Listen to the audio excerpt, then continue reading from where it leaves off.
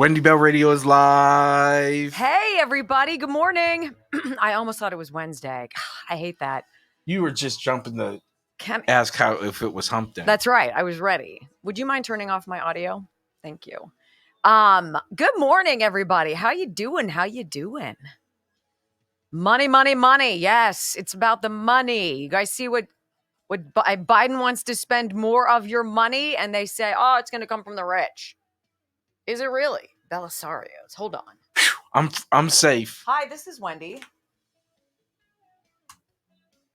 Hey, how are you? They're coming from the rich. I'm pretty good. I'm pretty safe. Awesome. Well, why don't I'll go snag Michael and we'll come over and get it around 1:15. Later. I did. Yeah. And I had a conversation with a couple of you guys on the app this morning. Bye-bye. About the Chris Cuomo, Tucker Carlson interview. Get it? Not a Chris Cuomo fan. I pinned it at the top of I shared it on my Twitter feed. I think it's worth the 2-hour listen. You know, I'm not a big fan of his, but I gained a little respect for the guy because he reached out to another human being that took shots at him constantly, had no reason to reach out to him. But other than just to be caring about another human being, period, end of story, full stop. You know, like they had a great conversation and he has a line, and I told Wendy the line, and it just stuck with me is social media is the cancer, conversation is the cure. And he's all about not now. Like, it's like he's grown out of the CNN of saying it's about the conversation. The way we're doing this political stuff isn't working. No one's communicating. I would highly recommend it. I'm not going to say you're going to like them or you're going to agree with them, but it's not a bad listen. Anywho, you can't make it by 1:15. You lied. Yeah. I know. Did you hear me say later? Yeah, it'll be fine. Okay. I don't think this interview that we're going to be doing after the show is going to take that long. Good morning, everybody. What's happening? Where's everybody from? What's going on? Producer's booth. Is anybody in Montana paying attention today, or Maine? I'm just thinking about places we don't get a lot of action. And I'm wondering if anybody is there. What's up? Where are you? Washington State? Hi there. I don't think he's jealous of Tucker. Right. I don't know what anybody's motivation is. I would just highly recommend listening. It's two men who come from different sides having a conversation, which is what we say all the time that we want. People to actually have a conversation. Upstate New York. Oregon coast. Hey, good morning, Arkansas. Good to have Arkansas. Murphy's Law. Hello. Hi, North Carolina, Greensboro. Chris Coley. Nice New to Jersey. see you. Hi, Jen Gamboa. Lake Arrowhead, California. Taryn's up early. Hey, Spar. Good to be with you, Salty. Good to have you. Always. Trucker Mike's coming back from Portland, Maine. Demanda, thank you. Appreciate that. That's kind. Wait, Trucker Mike is. He's coming back from Maine. Oh, okay. Oh, good to have you guys. Thanks, Katie. Hi, everybody. Hi, Moonrunner. What's going on, Myron54? El Paso. Well, what's wrong with El Paso? No, I'm just saying. Arizona. Colorado, Georgia. Duster Gal, I think you're on the money. I think what she just said is...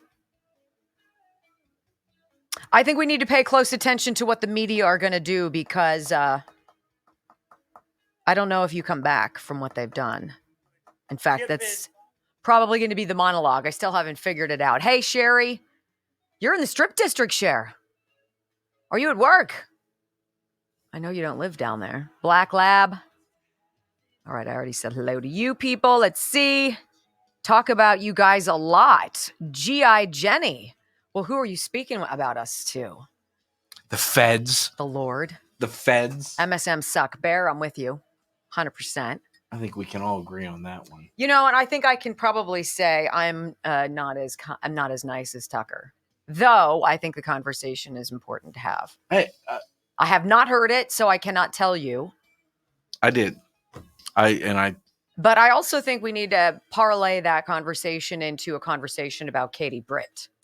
I don't disagree there either. That's an interesting conversation. MAGA Colorado, let's go. I love Colorado. If only the government didn't suck. Another state I've never been to. Got my fake ID in Longmont. That was a long breaking the law time years ago. Wow. 4, 3, 2, 1. Welcome to your daily dose of facts to fight off the liberal gaslighting. You can be in the middle of a hurricane. You have sanctuary in the city of Chicago. Or you can be on a calm day. North is still north. You could be in a thunderstorm. I am angry. We are not going back. Not ever. North is still north. People can yell at you. The hell with the Supreme Court. We will defy them. North is still north. It doesn't change fundamental things. And in this business, right is still right, even if you stand by yourself. We don't get fooled again. No. Live across the fruited plain and from sea to shining sea, we're converting the Marxist left 1 hour at a time on the Wendy Bell radio program.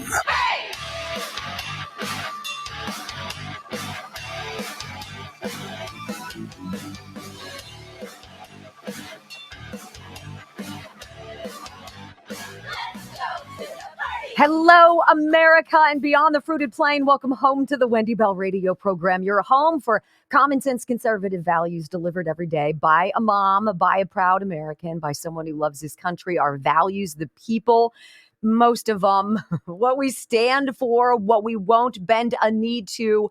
You're going to get it all here on this program in the next 3 hours. If you're a first timer, follow us, Wendy Bell Radio Network app. You can join the live stream. We've got a chat through the entire program, also on Newsmax on the N2 channel for the last 2 hours, and our podcast, Wendy Bell Radio, wherever you get your favorite listening stuff.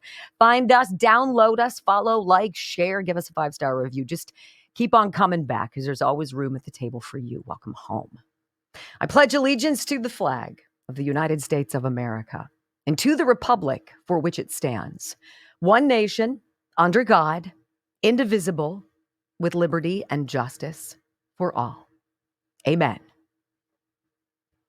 I have this moment right now where my inner me is having a battle because I have this one side that believes in forgiveness. It believes in faith and forgiving and meeting in the middle and cooperating and compromising and bridging gaps. And then there's that other side of me. And it's, I will never forgive you. I will never forget what you've done. There is no conversation to have. There is no weaseling your way back into my life. There is no compromise because you're dead to me. Now, the dead that I'm talking about is an entity. It's not just an individual. It's all of the suck since COVID that we all knew, living in common sense world, was completely over the top. It was completely reactionary. It was fear mongering. It was following the leader. And it was an awful lot of people in our lives, Democrats, liberals, leftists, Marxists, socialists, communists, all of them who were so quick to pick up that panic ball and run with it and double mask and freak out and go and get vaccinated without thinking about it. And now all of a sudden, all of these same people who've been hitting at us and punching us and kicking us and telling us that we're the bad people, that somehow we're wrong because we asked questions and we were hesitant and we listened to those voices inside of ourselves that just said, wait a minute, what is going on here? And these people told us we were wrong, that we were deniers, that we were extremists, that we were insurrectionists, that we were nationalists, that we were radical. Well, if hitting the brakes and slowing down and saying, wait a minute, something's off here, and we need to talk about it. We were demonized for that, for using that God-given common sense that grows over time the more you've been screwed. So there's this conversation today, this Tucker Carlson, Chris Cuomo conversation. The two men sit down for a couple hours and did an interview. I haven't seen it.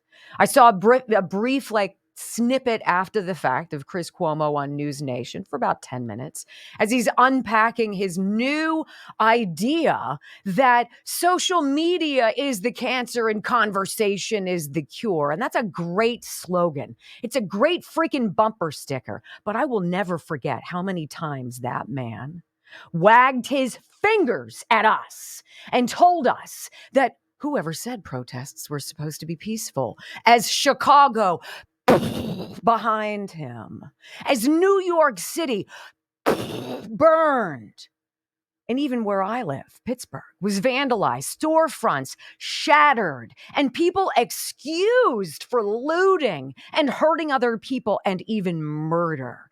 And people like Chris Cuomo and other faces and voices on the left chirping at us, telling us how wrong we were.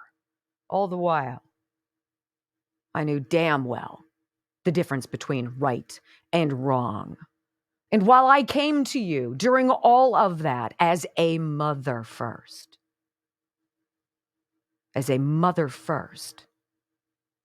for some reason, we didn't fall for the nonsense.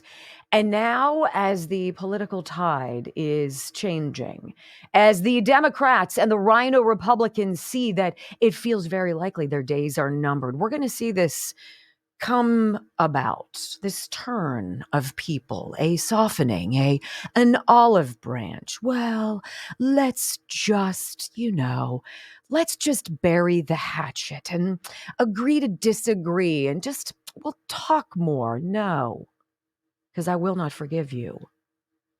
I will not forgive you for bastardizing and corrupting science. I will not forgive you for carrying the water of fear and panic. All things ridiculous that one sane person who could have stepped out in the spotlight besides Donald Trump could have said, look, America, this is the most magical place on planet Earth. We have some of the smartest minds, some of the finest doctors. Our researchers are at the top of the list. We've got this. Hold your family close. You're going to be okay. They didn't do that. They said, stay home, stay calm, and we'll tell you when it's okay to resume life as normal. I will never forget that. And I'm sorry. Maybe that makes me a bad person. Guilty as charged. When you see kids struggling to wear masks during a basketball game, and you see their stupid parents obliging, wearing rubber gloves and masks on the bleachers, you know there is some weird disturbance in the force. And we're not coming back from that. I will not forgive. Does that make me wrong? Does that make me bad? I don't care. I also listened to this chorus of criticism for Alabama Republican, I should say, Senator Katie Britt. You know, she was the young woman who gave the Republican response to Joe Biden's outlandish, angry State of the Union. And everybody who's taking umbrage with her, I'd say about 90%, don't like the style in which she expressed herself. Look at us. Look at us. I'm as guilty as the rest of you. Judging people for their passion, how something affects them. She was too breathy. It looked like she was acting. She was pretending. No. because her eyes and her voice and her face and her words, I feel every day. I tell you, it scares me every day because I feel something. And it's my job to put it into words, to connect with you, to connect dots, to expose garbage on both sides. While, of course, celebrating the greatest gift we have. And that is to have the honor and the privilege to complain and judge as much as we do in the freest place on earth. Except that is slipping through our fingers. And I will not forgive people who created the January 6th setup. I will not forgive the people who created a virus and lied about it, and then came up with the antidote, which was worse than the virus. I won't forgive that. I won't forgive the people who knowingly snatched people out of their homes, off the streets, away from their loved ones, and threw them away to maintain a charade, all to destroy one man's candidacy and to put a finger in the eye of the conservative movement. How do you forgive? Because I don't have that grace. And even if you did forgive, do you ever forget? Will you ever forget the media for lying to you every single day? Because they do. Will you ever forget your leadership, your state and federal leaders for lying to you every single day? Because they do. How do you cooperate? How do you meet in the middle? How do you move this country forward when you have been kicked and you have been doxxed and you have been ridiculed and you have been canceled and you have been fired and you have been lied to again and again and again? I don't know. I hope to one day report to you I've discovered that grace. Alas, I fear it's a far way away. When we come back, the asleep at the wheel conservatives awaken.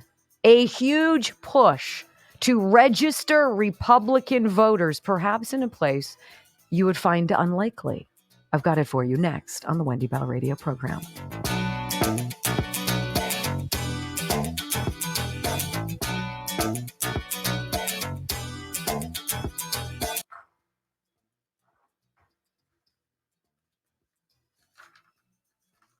Sorry, guys, I'm not that good of a person.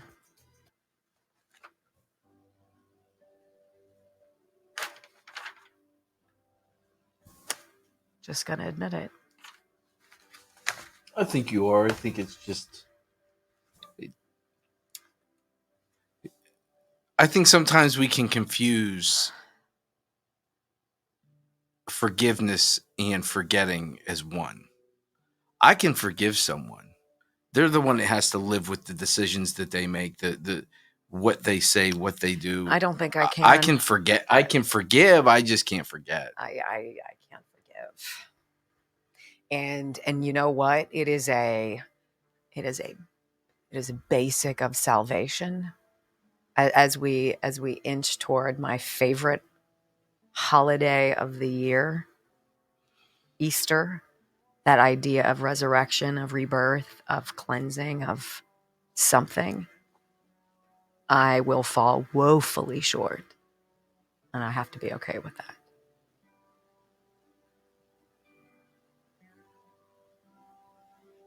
I think it's so interesting how many people, though, with the knives out criticizing Katie Britt. I wasn't looking at her as for her delivery. She connected with me on a level that is, I don't know where it's buried, somewhere deep inside me, where not a lot of people get to visit. Interesting to hear the voices criticizing her. It's a shame that a lot of people They lost the message. lost the message. Didn't see the forest through the tree. I could care less what she sounds like. I didn't find it too breathy, over the top. How is it that Trump sneakers are at the top of the page underneath the video box? I don't know. It's not like you bought me a pair. I thought that was going to be like a You wanted surprise. You wanted the gold one. See, I didn't act on it fast enough. They were sold out, and you had said a 10.5, right?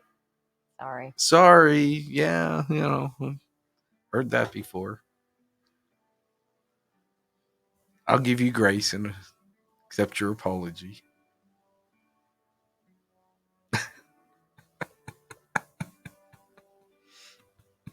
Do you hear the nervous laugh? Oh my God, I swear to God, I'll throw punch you and then kick you down the stairs. I'll do it. Dear HR. Yes. Yes. Oh my goodness.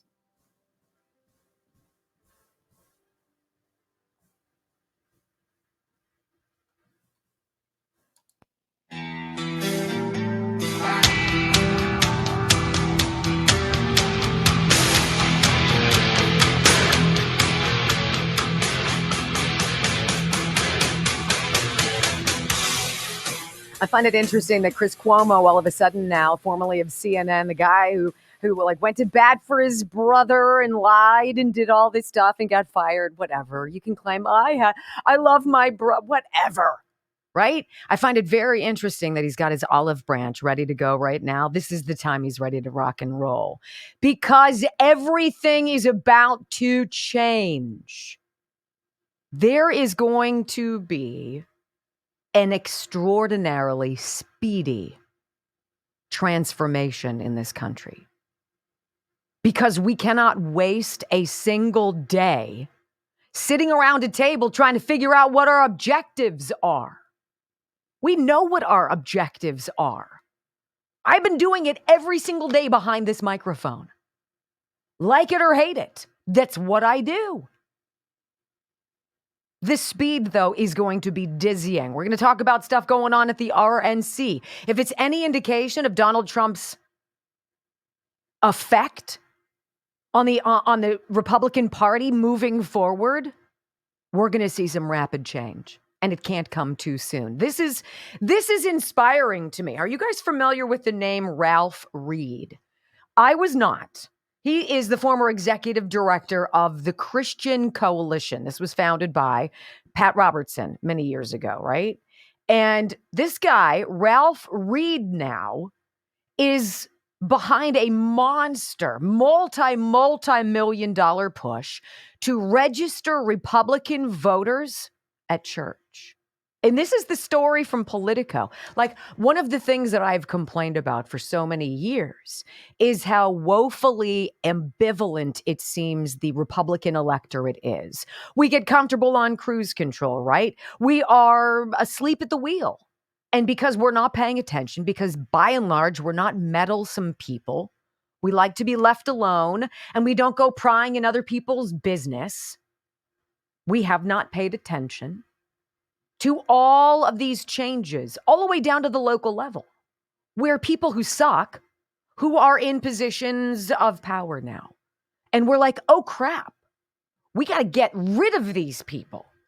Well, this is a very interesting article by Politico. It says Ralph Reed's army plans $62 million spending spree to boost evangelical turnout.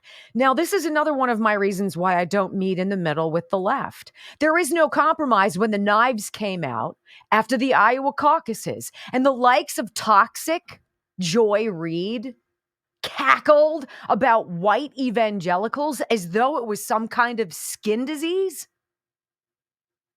Oh, well, those are all white evangelicals. Well, let's just compare how white evangelicals are living their lives vis-a-vis other voting blocks, ladies and gentlemen. It's pretty successful. Here's your story. A prominent evangelical advocacy organization plans to significantly ramp up political spending in the 2024 election with one goal in mind: returning Donald Trump to the White House. Nothing scares Democrats more than a unified, mobilized, and purposeful Republican Party. And it sure feels like that's what's going on here. Faith and Freedom, which is a conservative leading organization, intends to spend, and this is whopping, $62 million registering and turning out evangelical voters, texting and calling supporters and door knocking. $10 million more than it spent 4 years ago. And the group is expected to, among other things, hand out 30 million pieces of literature in 125,000 churches, many of them in battleground states. Ooh.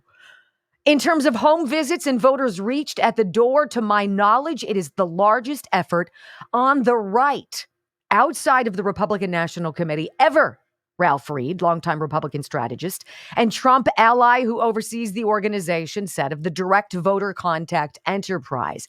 The investment underscores the degree to which the white evangelical community has allied itself with Trump, even as he faces a forthcoming trial on charges stemming from hush money payments to a porn actress. What else can we throw at the man?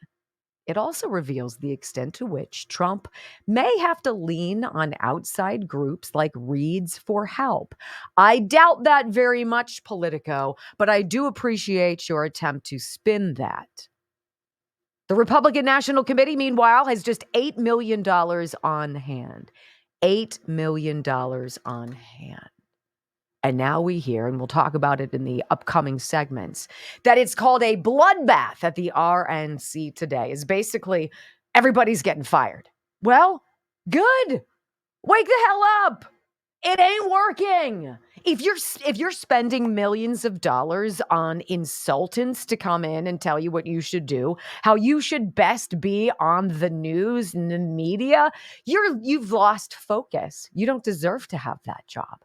$62 million, 30 million individual pieces of literature, 125,000 churches. You know what this means to me? This does not mean that evangelicals or conservatives are bending at all to meet in the middle with the left, who has lied to us and screwed us and forced things upon us and arrested us and canceled us and threw us in jail. There is no meeting, no bridging, no cooperating. It is going to be a full out bloodbath. And I don't know about you guys. I have no intention of losing. Not an option. And it kind of feels that way if Politico is writing about it. In fact, when we come back on the Wendy Bell radio program, it is the unaffordable and unacceptable cost of believing Democrats. Joe Biden, the economy's great. And the reality, the misery index, which tells us Biden's goose is cooked. Next on the Wendy Bell radio program.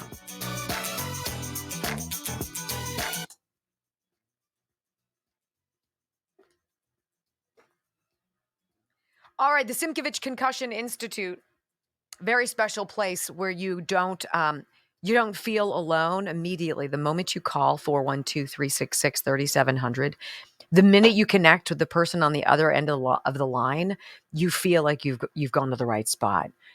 I want to go to an expert if there's a problem, if I've had a brain injury, if one of my children has had a concussion, whether it be an accident or falling off of a roof, a car accident or something in sports. You need to have the right team on your side. And when I tell you the Simkovich Concussion Institute can heal your brain and give you hope and put you back in the driver's seat, that's not just some sales pitch. It's not some line they asked me to talk about. It's based on the thousands of personal reviews that they have. The SimkovichConcussionInstitute.com. It's about all of the transparency of how the program works, what they do, what they need, how long it takes. and how quickly you can regain control of your life. You don't want to be twisting, waiting for somebody to see if they can squeeze you in by next October. I want to be there tomorrow. SimkovichConcussionInstitute.com. They will fix you. 412-366-3700. 412-366-3700. You're welcome. That's what you're going to say when you're done. Thank you so much. You're welcome. Does that mean I'm mean? I'm mean. I don't want to meet in anybody's middle. They can suck it. You meet people in the middle all the time. Yeah. There's certain issues you're not willing to meet in the middle on. And that's, as an American, that is your 100% absolute right to be that way.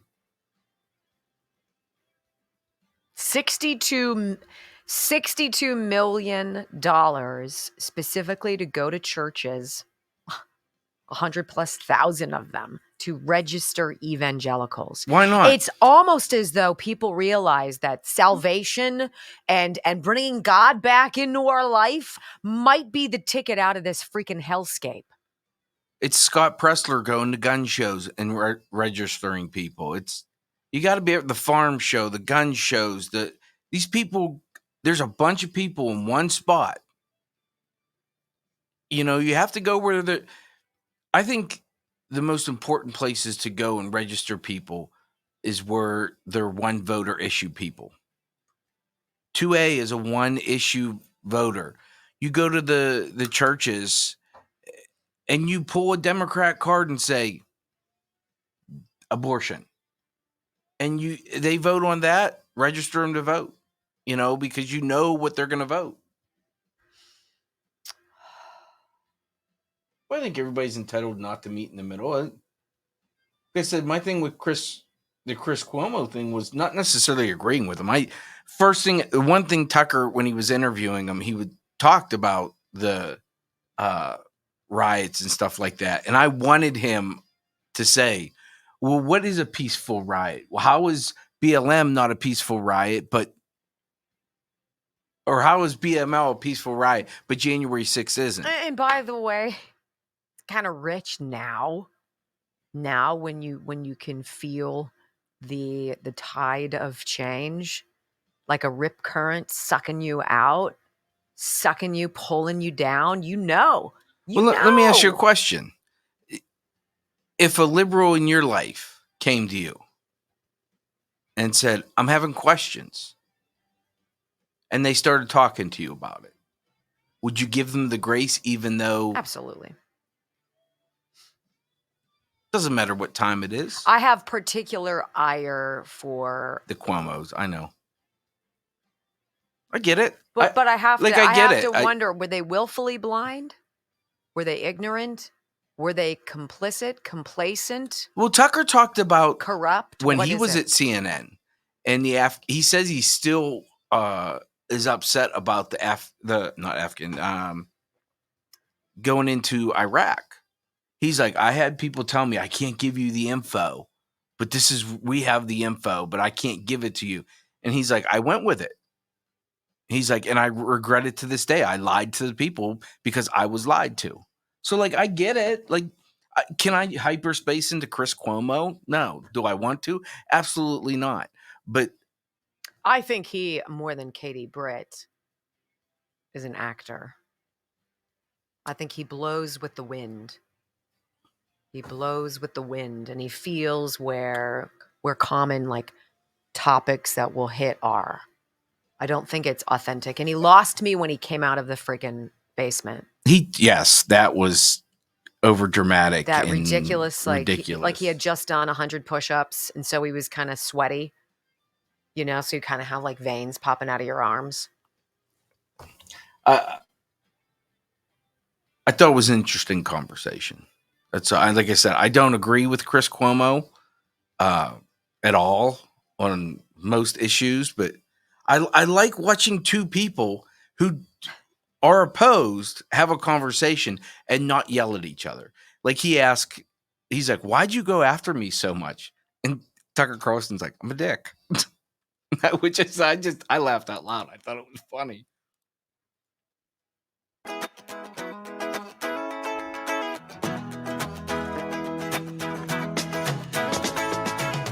It's a very predictable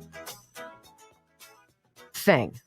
The playbook reads the same. Again and again and again, we go through the same stuff, different topics, same handling and same result. You end up losing something and paying extra for something that drags our great constitutional republic down. And I fundamentally reject that. I fundamentally rejected back in the 90s the carving out of God from school. You don't have to have priests walking around your school to teach the idea of salvation, the idea of a higher power, the idea of conscience. And that someday you're going to be kneecap to kneecap, waiting to gain entrance into heaven, hopefully, and having to relive what you've done in your life. That's, at least in my fantasy, that's what happens. And I can't forgive so much of what has happened. But to continue on the madness route that we are on is insanity. And it is very disingenuous. And the lies are demonstrable and they are disgusting. And I have grown weary, not just of the purveyors of falsehoods, but of the flock who fall for it. Wake up. Think for yourself. And I'm not even talking to you guys. You're here because you understand the content I deliver. People in my life who I don't understand their surrender to fear, the elimination of all logic, of reasoning, of slowing down and stepping back and taking a look at what was going on. All of it, from COVID to the January 6th musical, to the ridiculous January 6th committee, all of these, the whole LGBTQ thing, I can see all of it. And it's so freaking frustrating, particularly when Joe Biden got up at the State of the Union and tried to wax poetic selling this great economy. We're the envy of the world. No, we're not. You've made us a laughing stock. You've made us weak. You have exposed the abject corruption that has seeped like a slithering serpent into the finest fissures of not just our government, but our city streets and our homes. I mean, come on. And does anybody out there look in the grocery store and they look at the tally of what they're buying and what they get in their bags and say, you know what? He's right. This is building back better. I love this. It's so highly disingenuous and it's so insulting, right? Well, there's this very interesting thing. You've heard of the misery index. Well, I found this article at zerohedge.com and I want to share it with you because the misery index is kind of an equation. You take unemployment, you add the consumer price index and inflation, and you equal a percentage. And if that percentage falls in a specific parameter, the president in charge of that economy is often is going to be reelected. And if you fall outside of that window, your goose is cooked. See, this is a very dangerous game to lie to people and tell them that what they're experiencing isn't real. There was a reason why alcohol-related deaths in 2021 to 2022 spiked over 20%. They shut down all of the AA meetings. They made people reclusive, but they kept the liquor stores open.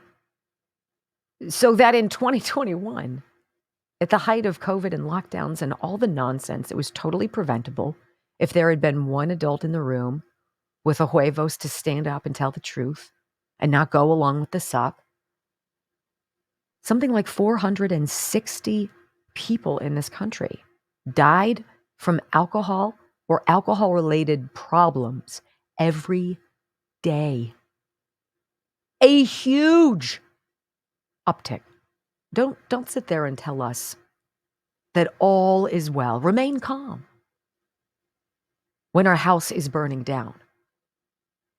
U.S. swing states misery index shows Bidenomics is failing. Now, you don't necessarily need me to tell you this, but it is intriguing when you see it in the dollars and cents in some sort of an equation.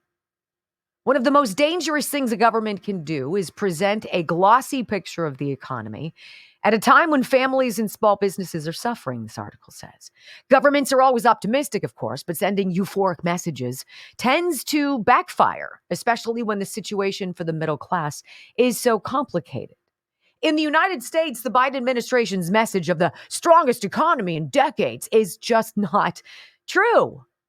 It may anger voters, in fact, who suffer the burden of negative real wage growth, accumulated inflation, and higher taxes. And I encourage all of you to hang tight for hour number 2 of today's show as we open the door to Joe Biden's monster $7+ trillion budget, $5.5 trillion of which are tax hikes. Can you guys spare any more money for migrants? Because that's what it's going to do. And it's on paper. In the United States, the Biden administration's message, the strongest economy ever, it's not working. According to a study by the Tax Policy Center, 20 to 30% of middle income households saw a tax hike in 2022. And according to the Tax Foundation, workers bear an estimated 70% of the corporate income tax hikes. Beyond that, the ripple effect of just crap costing so dang much because of exactly what this administration is doing. And it is purposeful. The cause is obvious. The effect is irrefutable. And the purpose is to destroy America from within. And they're doing it. And they want your vote to do it for freaking more years. 70% of the corporate income tax hikes paid by us, paid by people in the middle class. Indirect taxation is only one source of purchasing power loss for families. Rising taxation on productive capacity reduces the availability of manufacturing jobs. It limits real wage growth and creates higher costs for consumers. One way of measuring the situation of families in the U.S. is the Misery 2 index. This is calculated as the current unemployment rate added to the accumulated consumer price index measure of inflation over the past 4 years. Historically, the Misery 2 index, according to Bloomberg Economics, has been 17.65% in years when the current president wins an election. You ready for it now? The reality of the United States economy today, far, far worse. The Misery 2 index for the United States now stands at 23% for the whole nation, and Bloomberg Economics estimates that it will reach a staggering 24% by the time of the elections. This means that the average U.S. citizen has lost an enormous amount of wealth and purchasing power in salaries due to accumulated inflation. And low unemployment may not create voter support, as the reality of real wage growth also shows that the average U.S. worker is struggling. Don't tell me it's great when people are working multiple jobs. That's not bringing down the rate of unemployment.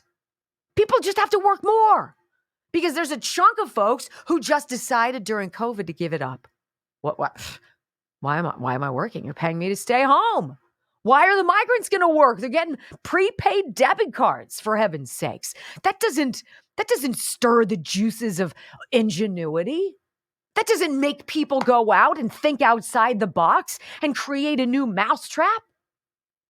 It allows them to drink more and to slip into deep depression and to consider suicide. That is what you get in Joe Biden's America. The recent minuscule increase in real wages is hardly good news when it comes after 25 months in a row of year after year declines in real wages in mid 2021 to mid 2023. And this means that the average hourly wage has increased by just 0.76% over the past 4 years. Is that buying you guys more toilet paper? Is that helping you buy infant formula? Or the ever increasingly shrinking tub of ice cream in the frozen food aisle at your grocery store? The Misery 2 Index is not just about the United States. According to Bloomberg, swing state economies have fared relatively poorly during the Biden presidency, especially during mid-2022.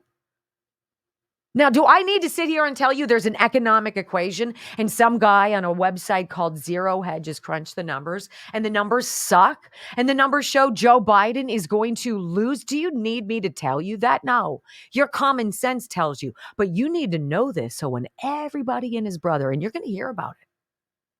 You're going to hear about it. In fact, let's hear from Bob Casey Jr. from the state of Pennsylvania, sponsored by MyPillow, the most boring person in the Senate who's going to now carry the lies of the Biden administration that really everything is so rosy, you just don't realize it.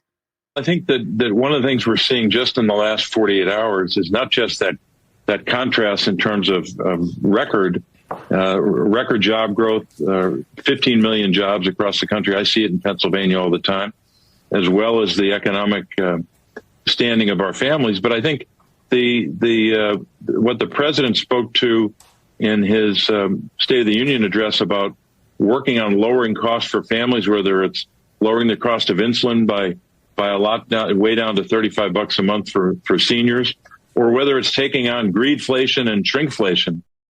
How dare you, Bob Casey, you senator of epic suck.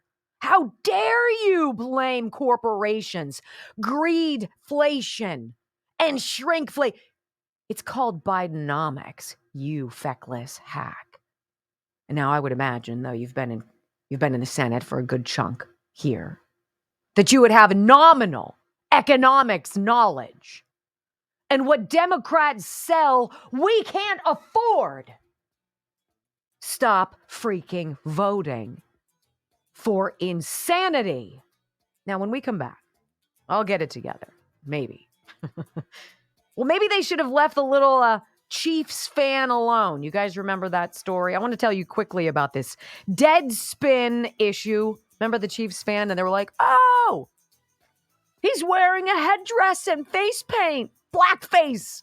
Well, sometimes the suck catches up to you. Next on the Wendy Bell Radio program.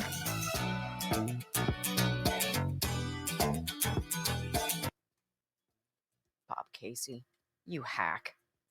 Jagoff. Wake up, Pennsylvania. Don't let them steal your elections. Don't let them vote for you. Corrupt as balls. Josh Shapiro sucks. Worst. He sucked as an attorney general. Sucks as a governor. And he fancies himself presidential material. Of course he would. No, Mike Lindell is not supporting It's a Joke. No, he's so boring. He puts you to sleep. Yes. I should clarify. I had to have some fun with it. My eyeballs are burning. I'm so upset. Sorry, I don't mean to come across as toxic or angry, but I'm kind of toxic and angry. All right. Ireland contracting, you guys.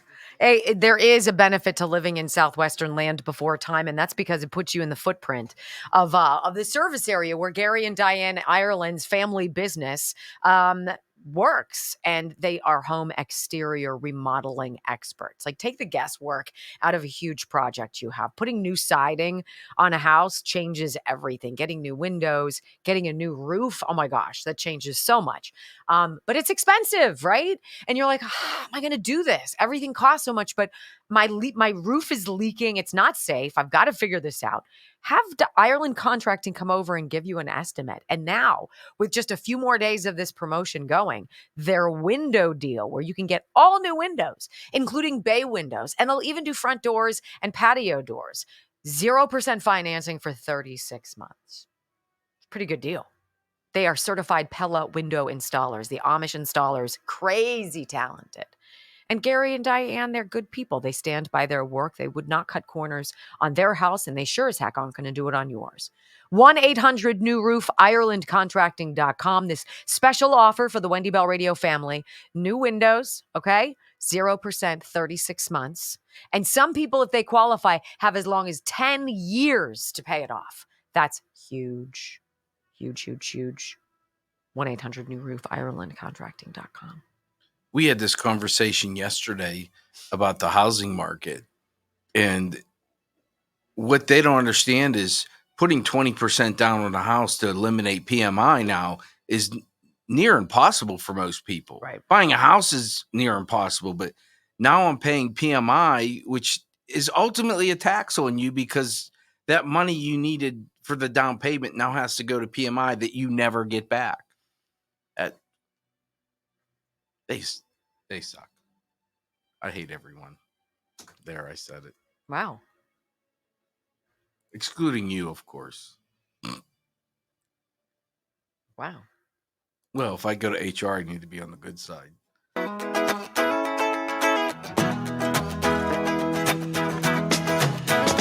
So in the cycle of suck, there is ultimately that point, that crest at which everything starts to roll back down.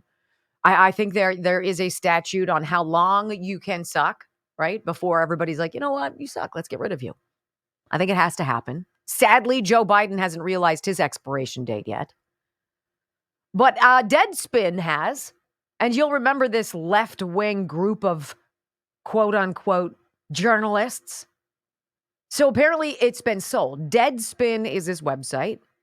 And they've been sold to some European company that's just starting up. And the entire staff has been laid off. Look, I don't delight in anybody losing their job. I've lost multiple jobs, no matter whether down the road it's for the better. It almost always is. In the moment, it's difficult. Don't wish any ill on them. Well, not a lot of ill on them. Here's your story from Breitbart, because this is where people simply stop paying attention to you. They stop buying your products. They stop reading what you write. They don't click on your ads. They don't come to your site. They're not knocking on your door. And when that happens, you can't survive. It's happening more quickly now. That is a good thing. The left-wing sports news site, we should say, Deadspin, is under some new management as of just yesterday. Its entire staff now looking for a job. The website was sold to a journalism startup from Europe, and on Monday, staffers were told the new company would completely clean house and start with all new employees. You say to yourself, I never watched them anyway. I never read what they wrote. I've never even put Deadspin in my toolbar. Who cares? Well, this is what happens when common sense conservatives awaken and act and get off of cruise control. And people have. Jim Spanfeller, the CEO of the parent company, Geo Media, that sold the sports site, broke the news to employees in a memo that sent them all scrambling. Recently, we were approached by the European firm Lineup Publishing, expressing interest in purchasing Deadspin to add to their growing media holdings, he said in a message to the New York Post. Spanfeller said Lineup Publishing had decided not to carry over any of the site's existing staff and instead build a new team more in line with their editorial vision for the brand. The rationale behind the decision to sell included a variety of important factors and included the buyer's editorial plans for the brand Bull. Tough competition in the sports journalism sector. That's code for we got our butts handed to us when we had some hack come out and try to play a race card and accuse a 9-year-old boy of being a racist. And it blew up magnificently in their faces. So let's go back and remember what happened, of course. The firings come on the tail of an embarrassing woke scandal in which one of the site's top writers accused a 9-year-old NFL fan of being a racist at a Kansas City Chiefs game last year. In November, senior Deadspin writer Karan Phillips blasted Chiefs fan Holden Armenta as a racist for wearing blackface.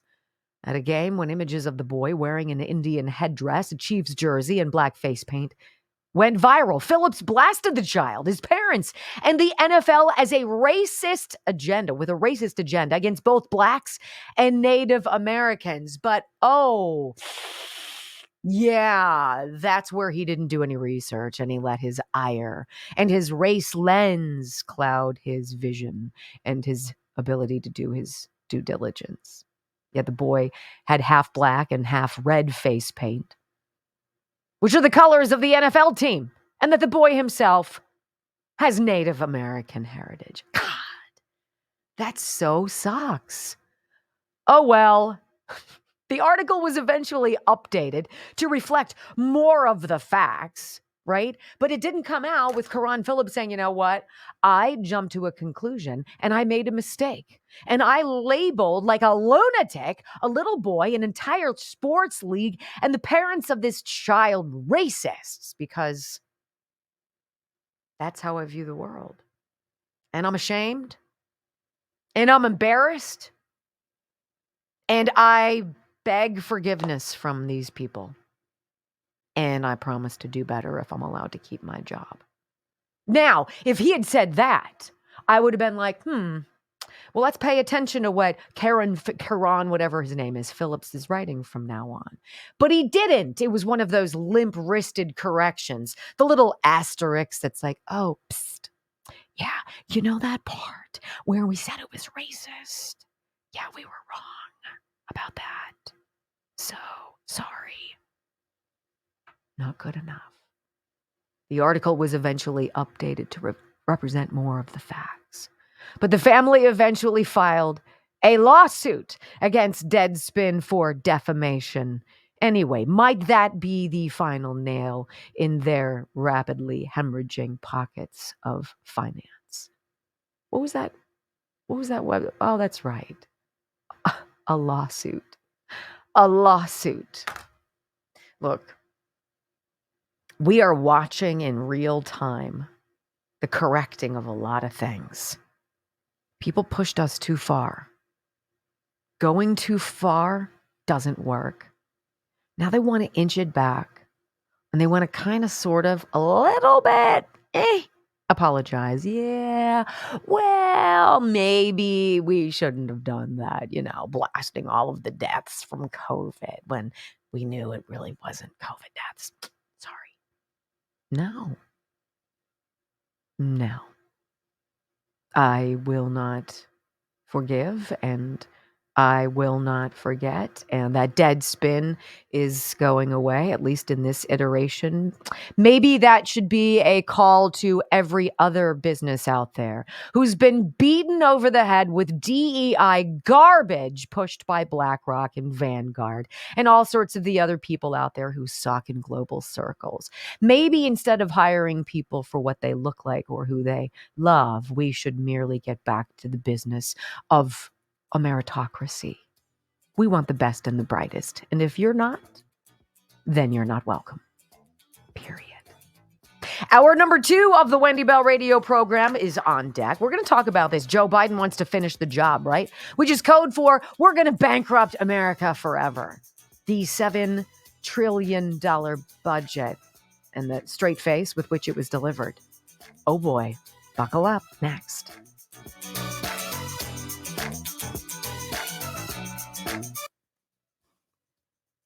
Look, the importance isn't Deadspin. It's not Karan Phillips. It's not this little boy. It's the cycle of all of it. And the speed with which now people are Bud Lighting brands and sites and people. And you're carving out the avenue through which you want to receive your information. Am I biased? Totally. 100%. Do I usually think I'm fair in my assessment? I do. Is it sometimes caustic? Absolutely. Do I apologize? No. And I won't. Bye-bye, Deadspin. You suck.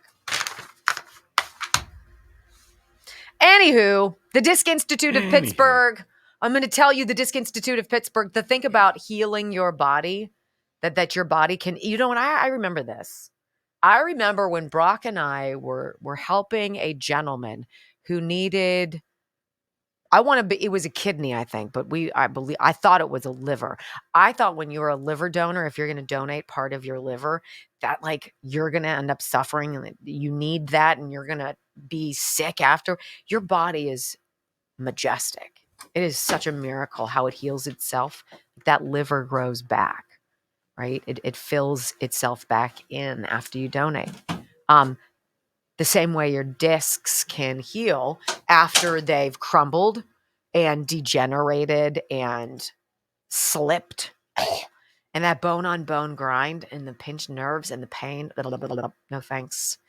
And the statistics prove that the lion's share of us, by the time if we reach our 80s, it's like 4 out of 5 of us are going to need someone like a Dr. Richard Rafferty from the Disc Institute of Pittsburgh. So write down his phone number, 412-906-9600. Don't you want the expert? I do. I want the best guy. Intradisc neutrosis. It's a procedure he has revolutionized, non-surgical, 98% successful. One would consider it magic. It is not. It is science. Delivered by someone who understands it and heals every day.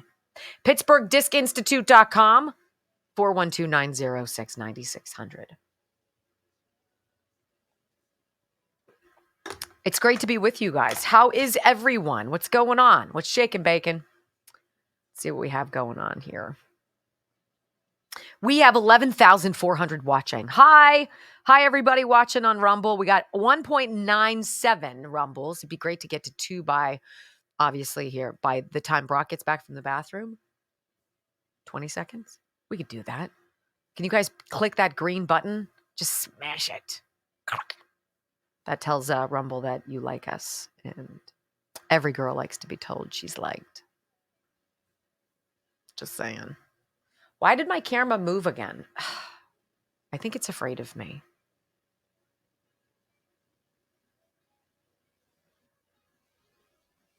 That's it. There we go. Let's see if we did it. You guys are awesome. 2.04. You just absolutely blasted that. So we have this little game. Every day we try to get to 3,000 Rumbles.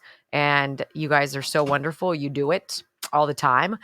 We've hit 4,000 once. And that was a thrill. I'm certainly not going to browbeat you. And we can kind of feel the vibe on that.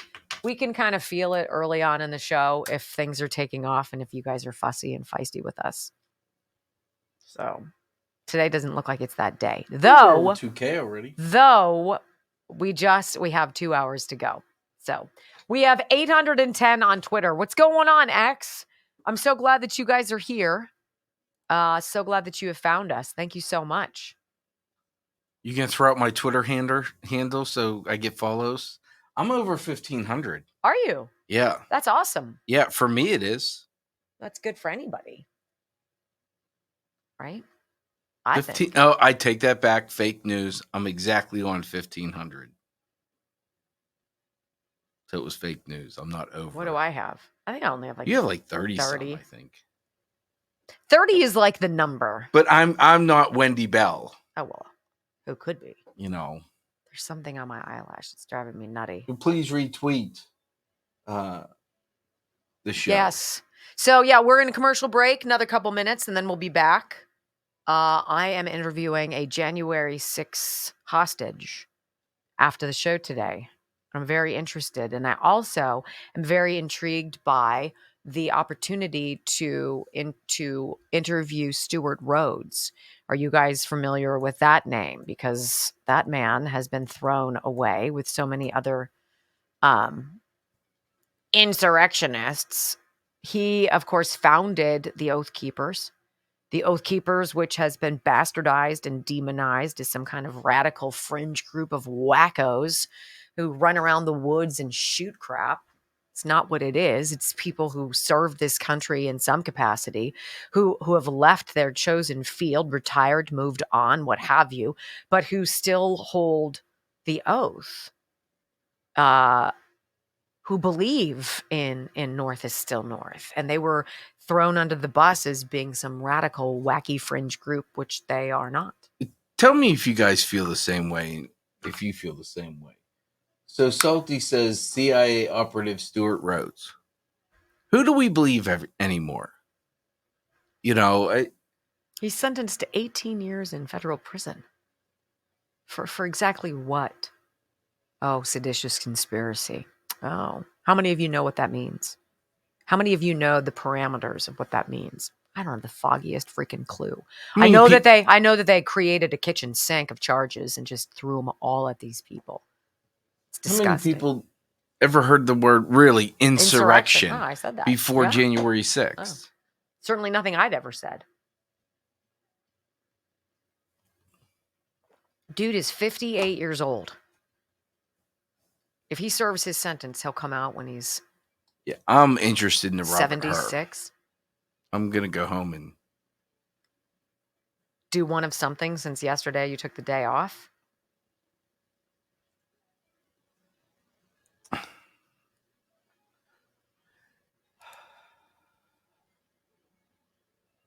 took the day off.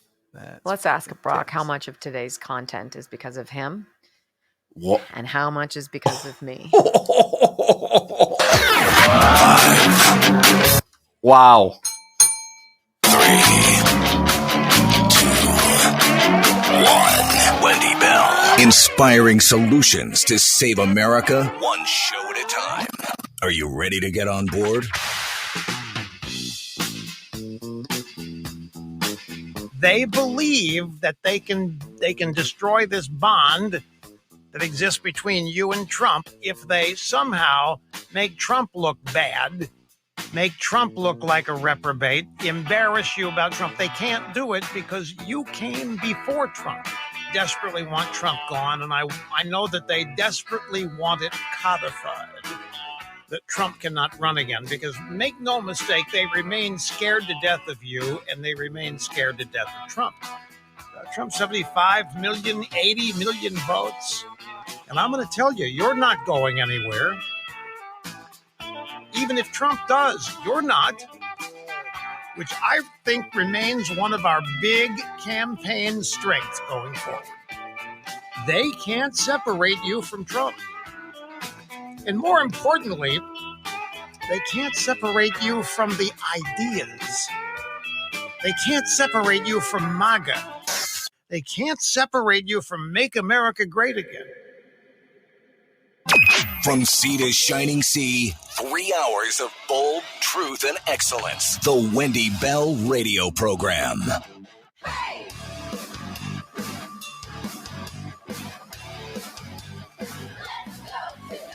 Welcome back. Hour number 2 of the Wendy Bell Radio Program. And I'm going to teaser you ahead to our third hour because we're going to talk about the special counsel, Robert Hur.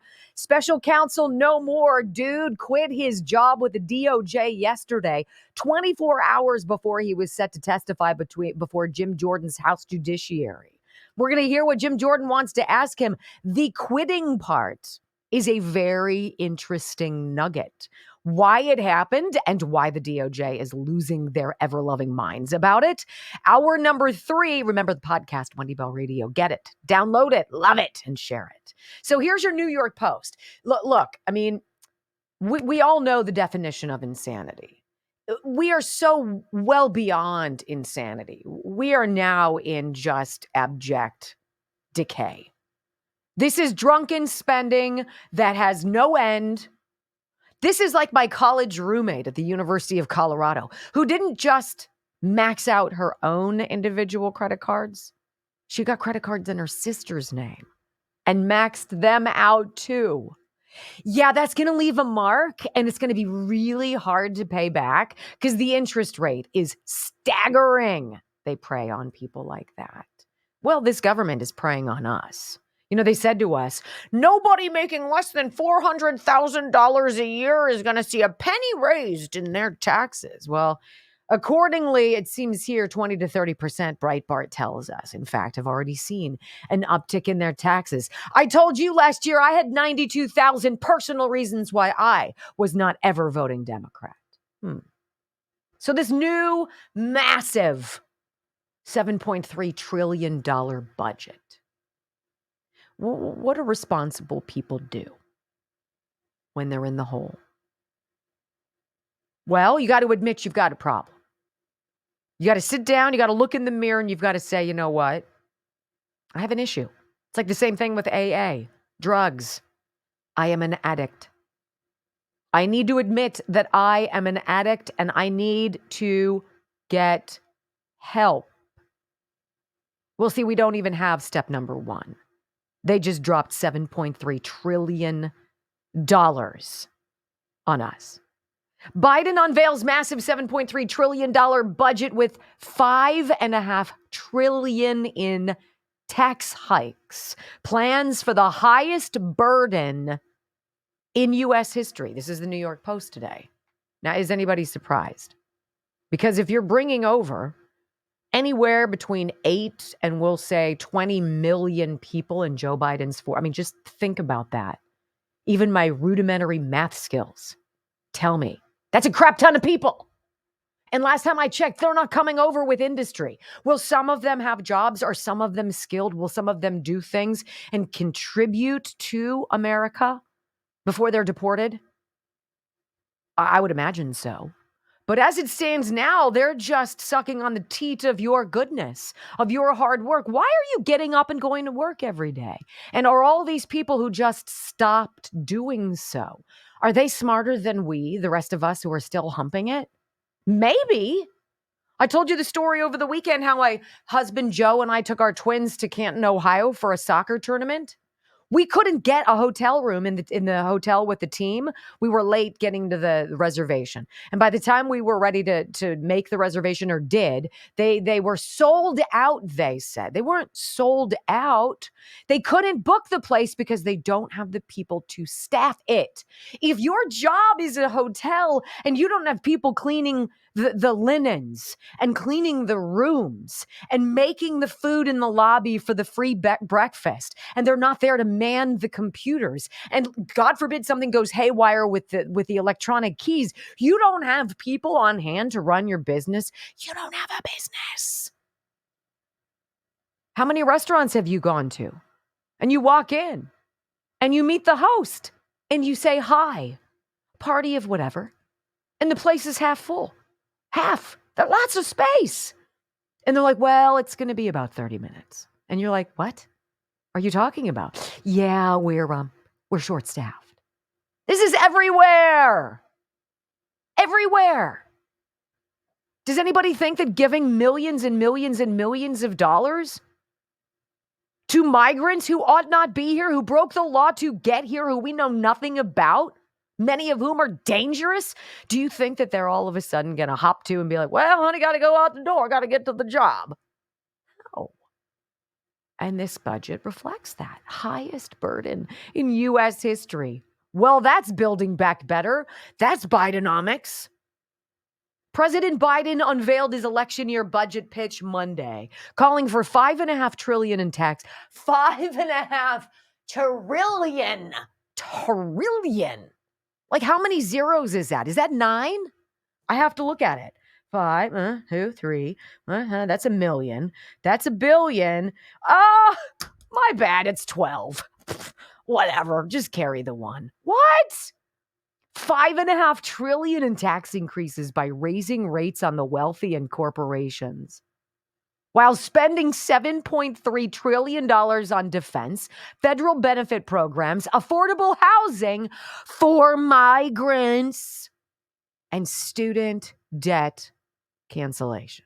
So, all of y'all who went to college and then paid off your debt, well, you're going to pay off all these other people's debts too. How about all of y'all who didn't go to college? You're like, yo, it's too expensive. I don't have the money. I don't really think it's necessary. I'm going to go to a trade school. I'm going to go do this instead. You made that decision economically, practically. Well, you're paying off all of these sniveling elitists' bills as well. Sounds super inclusive, doesn't it?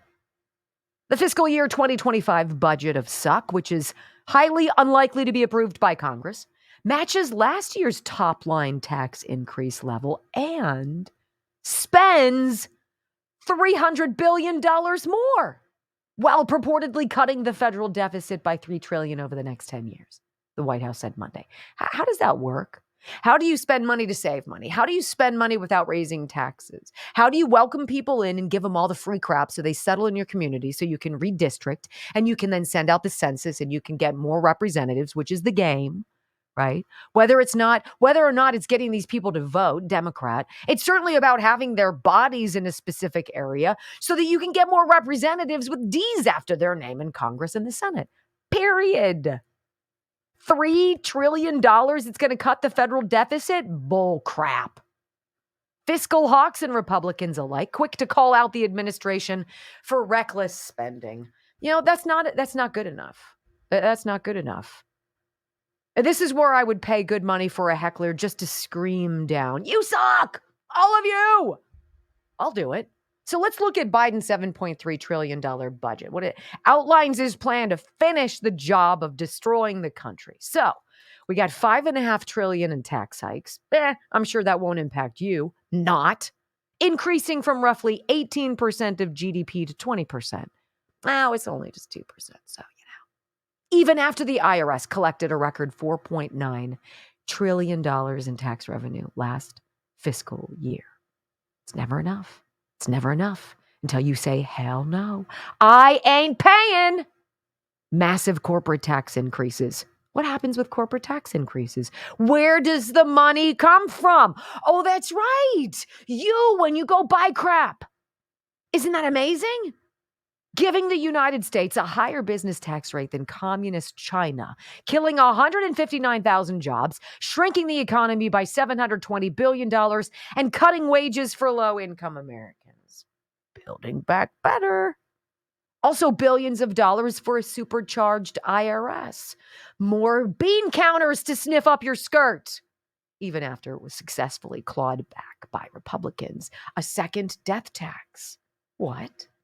By removing the step up in basis upon certain inheritance.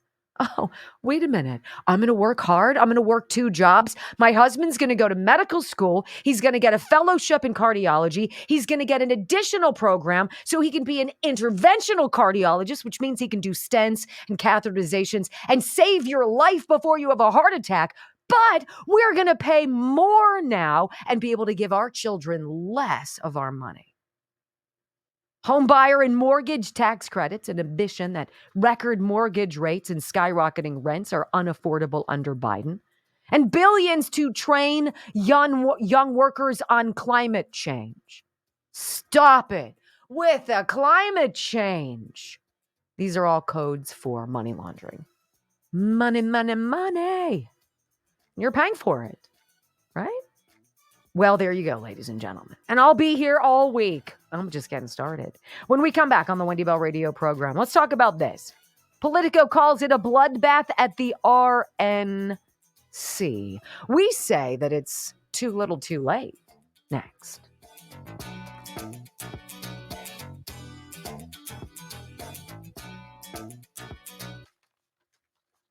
I was getting fussy.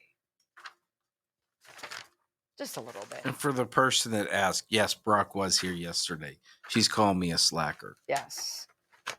Brock was here the day before that, the day before that, the month before that, the year before that. What are you looking for? A pat on the No, on the I'm back? just saying. Just saying. We started. Let's reference this. Reference the bet September 7th, 2021.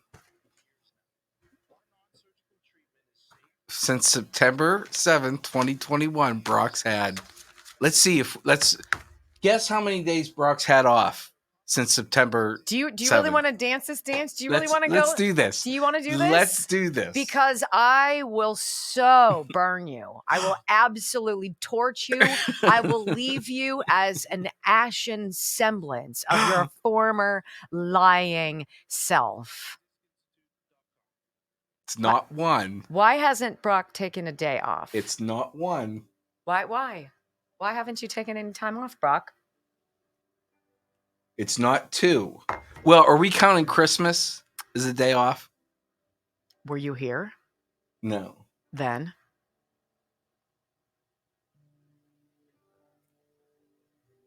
And really 2.5, because I still work on the See, golf and here's what Wendy always said, if we're going to talk in the third person, which I find is very obnoxious. Wendy has long said that Brock needs to find someone who can fill in for him, who he can train, who I can use as his fill-in so he can go and travel and see his friends and go on trips and go golfing and live his life. I say this all the time. And what does Brock say back? No. Someone doesn't want to be replaced. Oh, really? If we're just going to be honest. What does Brock always say? What do I always say to you? That's so open-ended. You say Why do a I lot show of up every things. day? Because you love what you do. I love the grind. I love the grind. And even if I wasn't here, I wouldn't be off. No, I'm off. Some of us take 2 weeks in August. When I have Sean Parnell and Kevin Battle here, I enjoy not watching them. They're very talented. I don't need to spy and see what people are doing. Great people to have. I love that you tried to play that. I'm not begging for gold shoes. I'd never wear them. I love, love, love that he's trying to play this game. I don't ask for time off. I'm not saying you wouldn't give it to me, but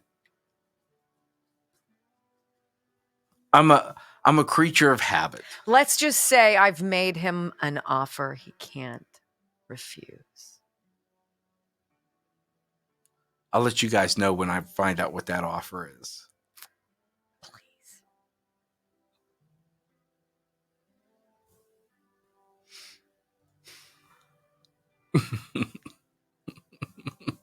I'd love to know what the offer. The man makes triple what normal TV or radio producers make. I don't know about triple. I don't know about triple. With the 401k you just got? I don't know about triple. Really? Really? Well, not sure.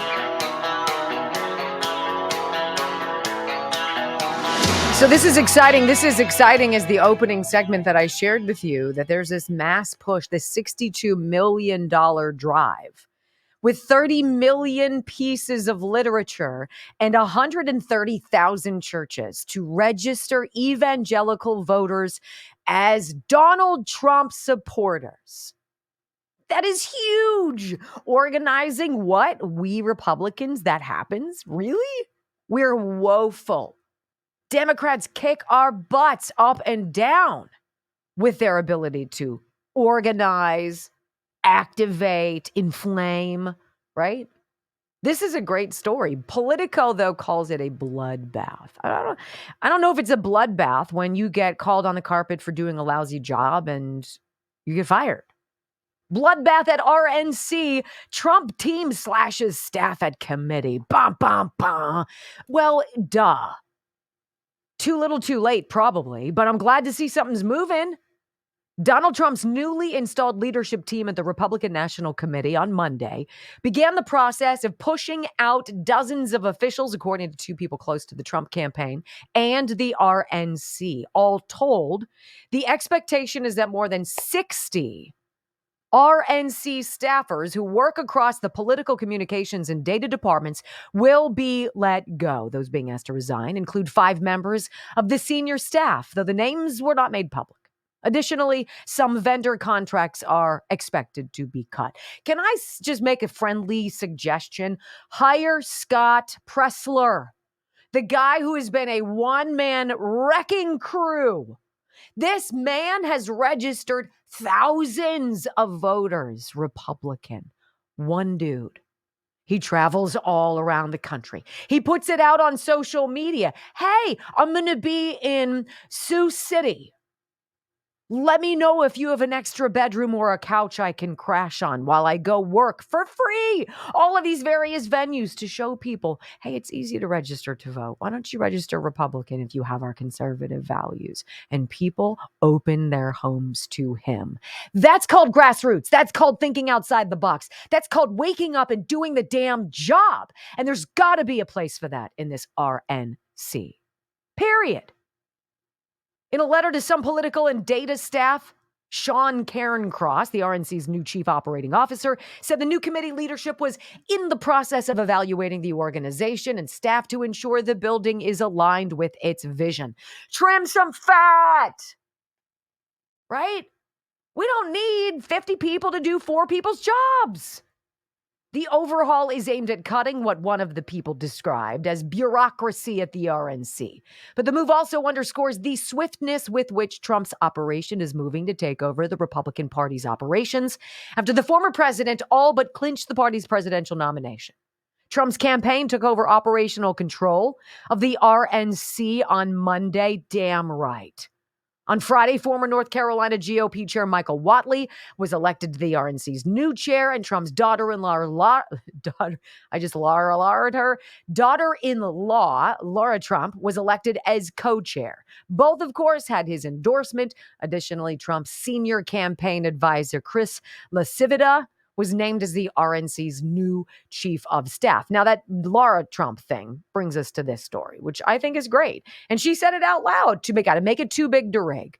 Talked about it briefly yesterday. This coming to you from the Gazette. I believe this is out of Colorado.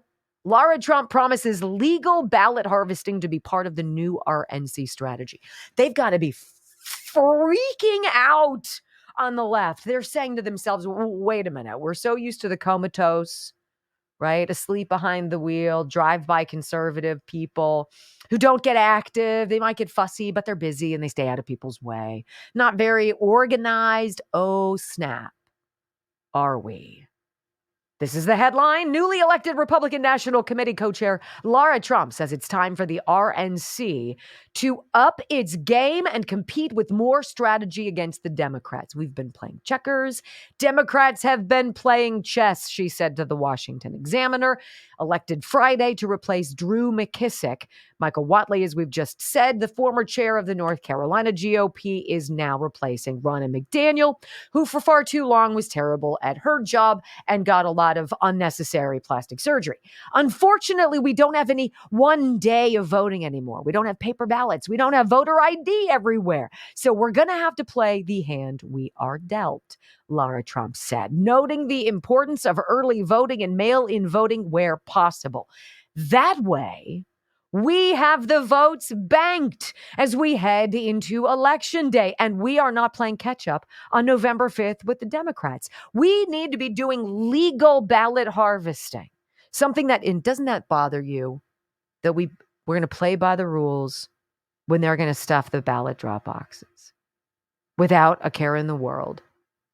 And they can't deny it. I'm sorry, the same geo-tracking data used by True the Vote in getting all of this stuff on the 2,000 mules, people stuffing the ballot drop boxes 30 times a freaking day.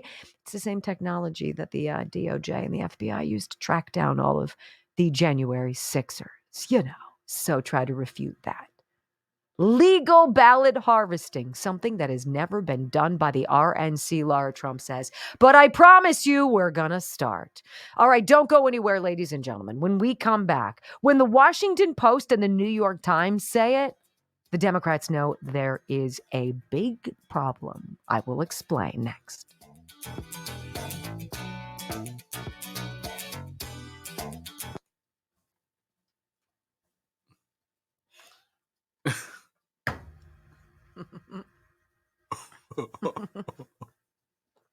You're welcome. Mm-hmm. Huh? You're welcome. Welcome about what? I was paying attention to the clock. You weren't. I was on the wrong page. Oh, that's right. When I went to where the spot is that I have to hit, I'm like, wrong page. Hey, Texas Bullion Exchange. Texas Bullion Exchange. I know that we have spoken a lot about not needing to spend to pay out of pocket to get gold and silver into your investments. And that's certainly one strategy to diversifying your portfolio and giving you hopefully some breathing room about precious metals, because it's a great hedge against all things crazy: inflation, war, famine, illness, all sorts of jazz. And having that, like, the price of gold doesn't cataclysmically drop and you're not screwed with your investment. I personally like the holding it in my hand kind of investing. I don't want the paper that says I have it. I want it. I want it in my hand. So this is what it looks like to get one of the silver coins from Texas Bullion Exchange, texasbullion.com. Everything is marked. It's all coded, barcodes. It's all been registered. And it says here, let's see, it says by the Numismatic Guarantee Company. So a silver coin here, they sent it to me so I can share with you what it looks like. Now imagine having one in gold. Imagine having 50 in gold. Ooh, now you're talking. How you doing? Well, you can get gold coins, gold rounds. You can get gold bars.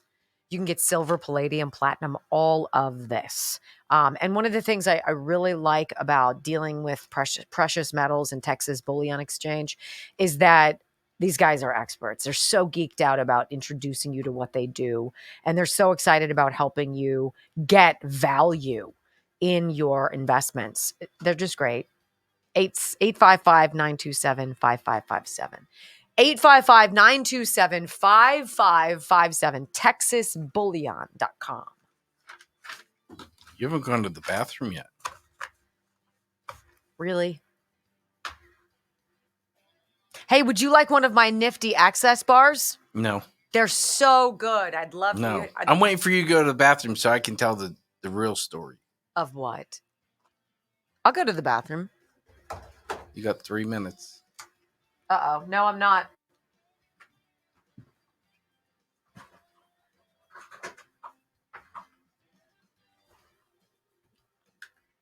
It'll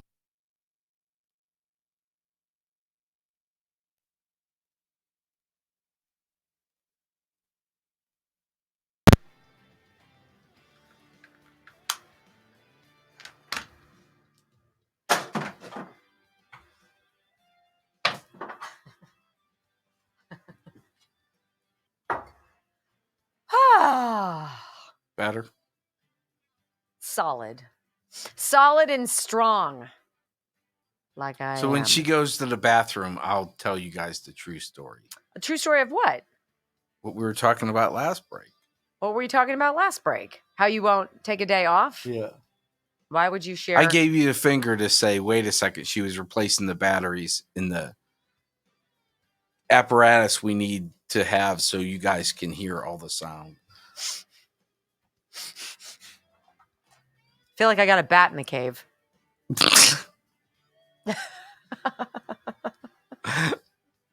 You've never heard that? Better than a turtle head Ew. poking out, don't you That know? is so gross. Oh, because bat in the cave is so much better. Okay, one is my nose and the other is the chocolate starfish. So that's gross. Sick pig. Wow. So nasty. Dear HR. We need a HR handbook.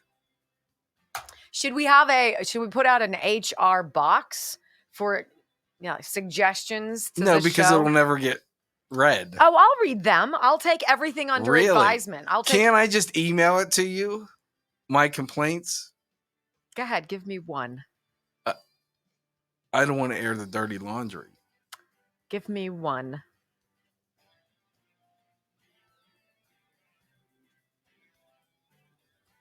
Right. Bob's hair is growing every day. Chia. And you know why it's growing so fast. Oh, look it. You slobbered it down. So we gave him a little extra on the front, right? Yeah. We have Donald J. Trump over here percolating too. That's the autographed one. I put him, oh, Jesus.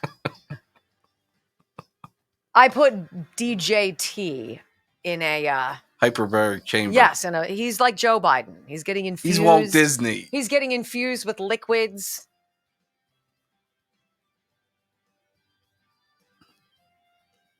Telling you, at Bob Ross, when it's done, it's gonna be worth some money. I'm gonna have to get some stock and chia seeds. They're looking at us like we're crazy here. It's little things. It is. And everything's little things.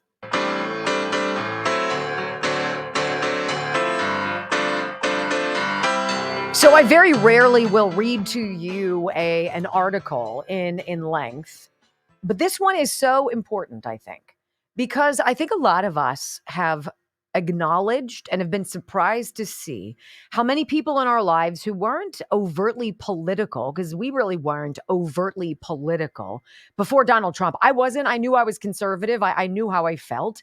I knew how I wanted to raise my children with certain kinds of values. I knew I needed the government to stay the hell out of my life. I wanted taxes. I'd pay my fair share. For things that are reasonable. But once things started going haywire and our government thought that it had a blank check just because we were the ones whose piggy banks were being broken to fund it, I became more vocal, right? And I got fired from a high profile job in television, spent several years as a mom, 4 years not working to be there, to be a full-time mom, which is one of the greatest gifts I've ever been given. And then came and stumbled into this realm of radio. And now, am the number one female live streamer on Rumble.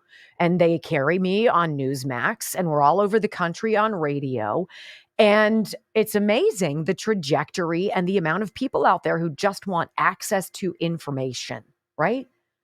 So I very rarely will go deeply into too much, but this is worthwhile because I watched people in my orbit who also were not very political lose their minds over Donald Trump and then lose their minds over COVID.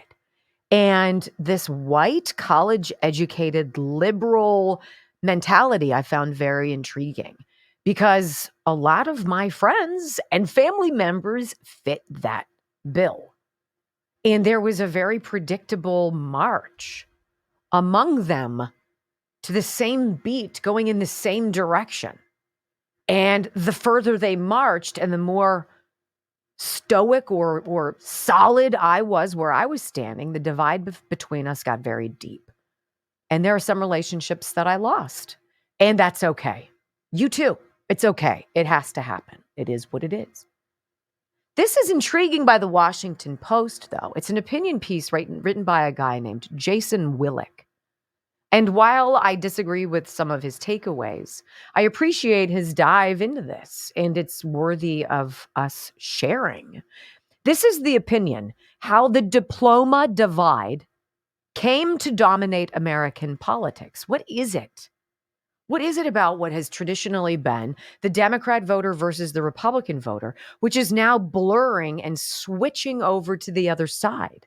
It is odd, but it's true. And I want to read you some of this because it's really palpable. And if you're on our locals page, locals.com, just search Wendy Bell Radio. Remember, I put this rundown of all 3 hours of the show on that page. Brock does. And you can see everything I read, everything I present, and then you can go back and read it and check for yourself. It's important. You decide what you think.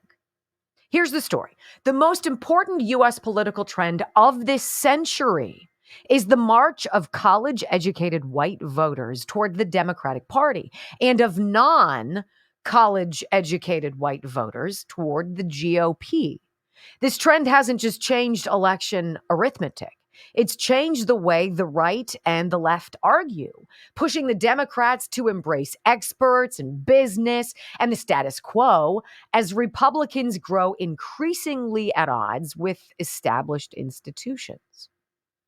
Most attempts to explain the educational realignment focus on the white working class. Why did it sour on the Democratic Party?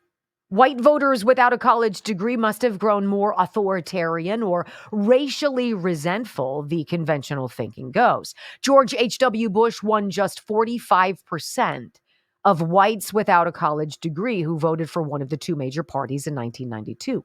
Donald Trump won 65% of that non-college educated white vote in 2020. But Bush won college-educated whites by 4 points, while Trump lost them in 15 points in the two-party vote share.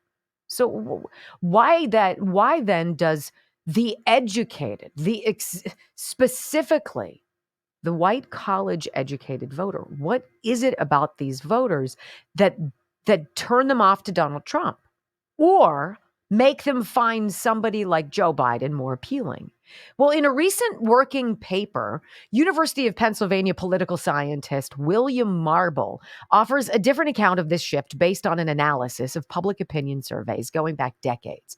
In his telling, whites with college degrees, and not only the white working class, drove this polarization process. Whites with college degrees drove the polarization process. Take economics. He says this: from at least the early 1980s until the mid 2000s, there was essentially no difference in average attitudes on economic policy between college and non-college voters, he finds. Beginning in 2004, however, college-educated white voters have moved steadily left on economic issues relative to the working class. So much, in fact, that the education gap on economics is about half as large in magnitude as the party gap was in the 1980s. Democrats have long favored more regulation and redistribution, while Republicans have favored more libertarian economic policy. I would agree with that. When they ran out John McCain and Mitt Romney to represent the GOP, I said I was done, and I switched parties. I went to the DMV for the purpose of becoming a libertarian. That's why. Democrats have long favored more regulation and redistribution. The Republicans have favored more libertarian economic policy.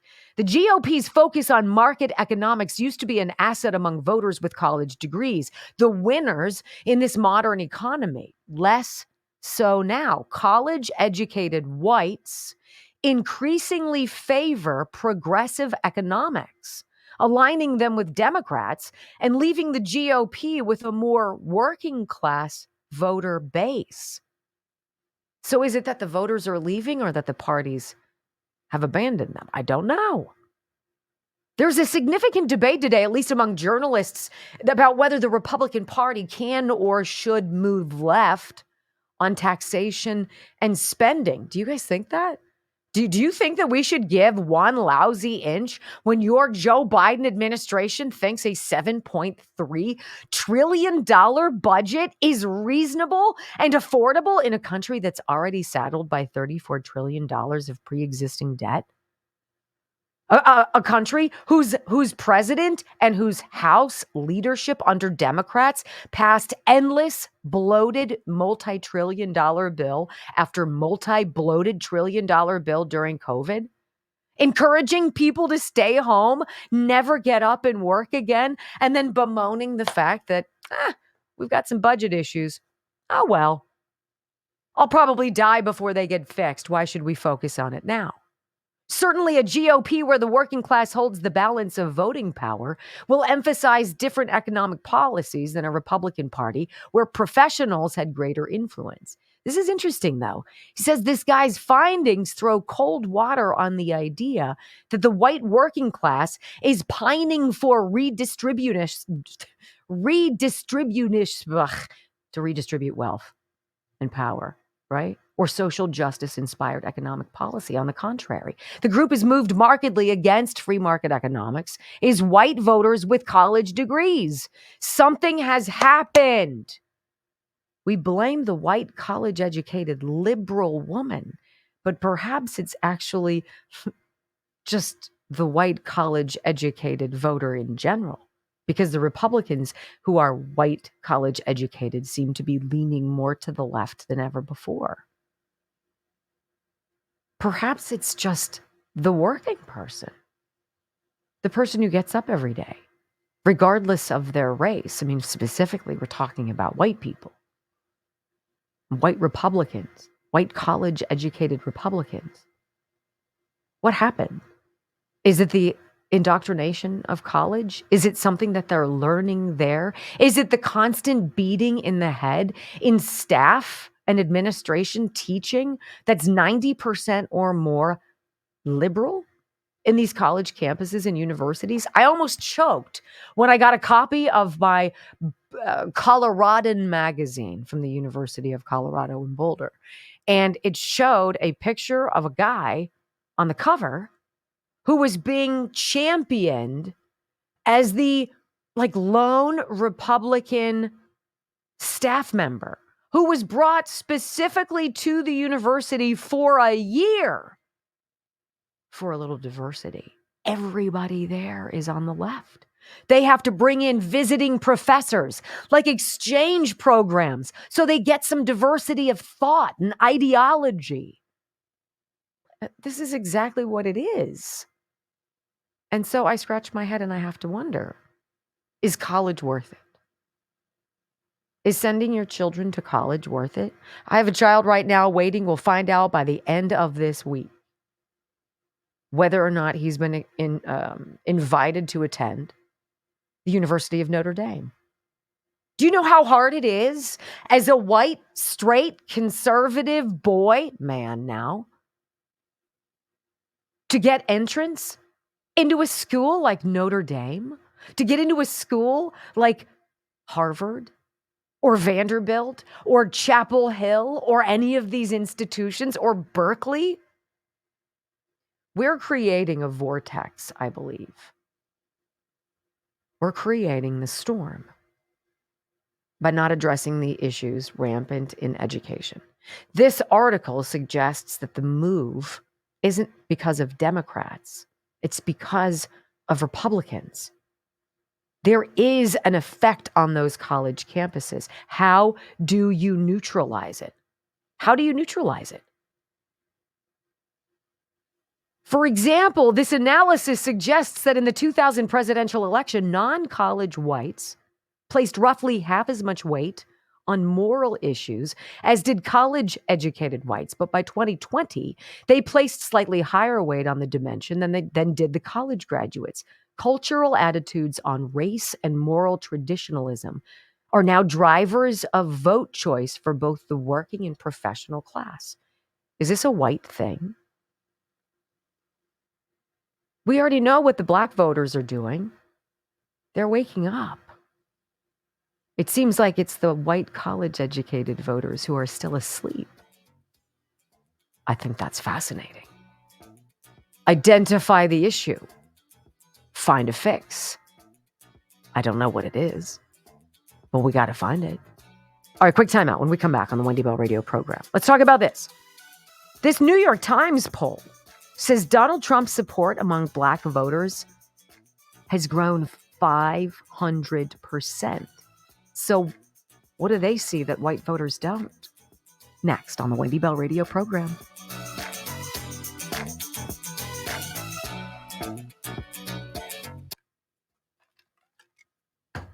And then I want to know, I am white. I am college educated.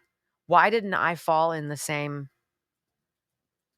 Why does it affect some people and not others? Why does going to college confirm a certain ideology to some people and confirm the opposite among others? All of my professors were liberal. All of them.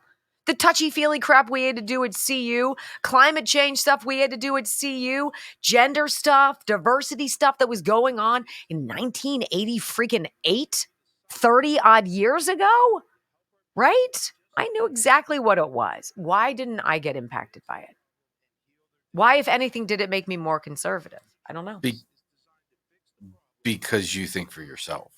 Do you think that's what it is? I do. I think. Is that why I didn't fall for the COVID crap? I think it's when you get somewhere and you want to fit. You're the type of person, you're not worried about fitting in. You're comfortable being uncomfortable. You understand who, It's the same for me. I think for myself, I don't need someone else. I don't need confirmation bias. I don't need to watch. Well, I don't need the media to confirm what I think. Right. Like I can see, that's why I say we look at things from 30,000 feet. There's a difference between a lot of people when they go to college. Their main objective is they're in a new place, usually knowing nobody. So they're trying to find their way at a young age of 18, where you actually typically care. 18-year-olds care what other people think. I've never been that guy. I always say I'm not everybody's cup of tea. Like I've always told to say what you think and Did you, by any chance, see if we were being covered or if we were blacked out? covered. Oh. No, they have her. Oh, they blacked They're me running out? to have her. I don't blame them. Why? Because if I was home, I'd be watching it. Oh, HUR. Okay. Yeah. I'm like, who's her? That's why she needs me. No, this Robert Hur testimony that we're going to talk about. I cannot wait to see, to listen, to hear what gets said, because when you leave your job at the Department of Justice does not have say over what you say. They don't give you the talking points. Right. There aren't parameters. There's not a roadmap. You have freedom. You are now a private citizen. You have freedom. Imagine that. It's so wild, isn't it?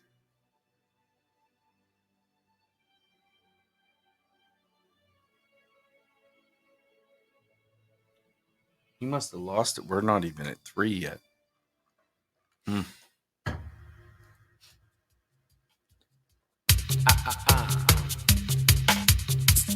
Fascinating New York Times poll. We've talked about it a little bit. This Trump support among black voters. It's curious to see trends. It's curious to go up to your cruising altitude of about 30,000 feet and look down and to see the landscape and see how people move here or there and what sorts of issues get them moving in different circles and to different sides. And it's intriguing to see how some people are really, really affected by media and others can't be at all. It's weird. Black voters, I think they're done. I think you're going to have your base, you're going to have your core, you're going to have the people who are going to be hardcore no matter what. They know the party has changed. They know that it doesn't represent their values anymore. But you're going to have Democrats, black Democrats, who will vote that way because it's what it's always been. It's what their parents and grandparents did. It is in their community. And when somebody like Joe Biden says, if you don't vote for me, you ain't black, maybe that's not offensive. The same way when I listen to Katie Britt give the Republican response, I listened to a mother. I did not listen to a woman who was being overly dramatic. I did not perceive drama or acting. And a whole lot of other people did. I would venture to say I would be in the minority. Because what she said in almost tears, talking about the issues of the border, talking about the issues around the dining table, talking about the issues of drugs and the challenges of raising children, knowing that we will not be capable in this current situation to give to our children the American dream that was promised and delivered to us. And you have to go do something with it. But I felt that spoke to me on a deeply visceral level. And it totally was lost by a lot of other people. But this is an intriguing story. The website is called unheard.com. Donald Trump's support among black voters has grown by nearly 500% in the last 4 years. This new New York Times Siena poll, really not that new, it's now over a week old, but it drills down on some of this granular data, if you will. Former president's support among black voters is now. This is crazy. I mean, this is crazy. This is foreboding. This is tragic for the Democratic Party. I mean, is this why the spigot of humanity coming across is on full bore? Come in. We need the numbers. We need people. We need you in the census so that we can create enough ballots based on the humanity who've come here, whether or not we're registering you to vote. We need you counted so that we can redistrict, so we can lie and say way more people voted for us than did. I mean, there's just no way 81 million people would have ever voted for Joe Biden. I mean, he chose the biggest dip for a partner, for a running mate. I mean, zero. Woman brings zero. No skill, no grace, no class, no ideas. She's a dope. Woof. And is this the black voters here saying, yeah, I'm done? It sounds like it. The turnaround in opinion among one of the Democrats' most reliable voting blocs is a worrying sign, for Joe Biden's reelection prospects. He secured 92 of the black vote in the 2020 election. 92! The highest out of any minority group in the country, if you believe any of that. But growing disillusionment with the president's first term and concerns about his age threatened to undermine the Democrats' strong relationship with black voters. Listen to this just collapse. Since the midterms, there has been little indication that those voters are coming back to the Democratic Party. A notable 22 percentage points, black young voters have moved 22 percentage points towards Republicans. Inflation, obviously a top issue for black voters, has since fallen, they say in this article. But food, gas, and rent, all of the prices remain way too high. Since the midterms, there's been little indication that those voters are coming back. In fact, more appear to be drifting in the opposite direction. In a separate poll last month, Gallup found that among black Americans expressing a party preference, the Democratic lead over Republicans has dropped by almost 20% in only 3 years. That's crazy. In October 2020, the New York Times poll then found only 4% of support for Trump. 4% black support for Trump. He went on to secure double that figure, got 8% in that November election. Based on the most recent poll, it seems likely he would build on those gains with support growing among other minority groups as well. He's also winning Latino votes outright over Joe Biden, 46 to 40%, marking a... This is the point I want to drive home. 39% point swing in the last 4 years. Biden won the Latino vote in 2020, 65 to 32. Trump is now leading him by 6, 46 to 40. Though black Americans are by no means abandoning the current president, these polls are further confirmation that the voter bloc is not as reliable for the Democrats as it once was. Well, the Democrats are in luck because white college-educated Republicans are leaning that way. Are we going to see not just a fracturing of the Republican Party from GOP to MAGA and Rhino? Or are we going to see a fracturing of the GOP from MAGA to progressive Democrat? That's what it looks like. What it looks like to me. This is fascinating because it could very well be the voters that the Democrats have used and abused for generations who end up screwing them and giving the White House back to Donald Trump. All right, Robert Hur testifying before House Judiciary. Robert Hur resigned from the DOJ just hours ago. And oh my gosh, their pants are on fire. I can't wait to tell you all of the implications. Hour number 3 of the Wendy Bell Radio program coming up next.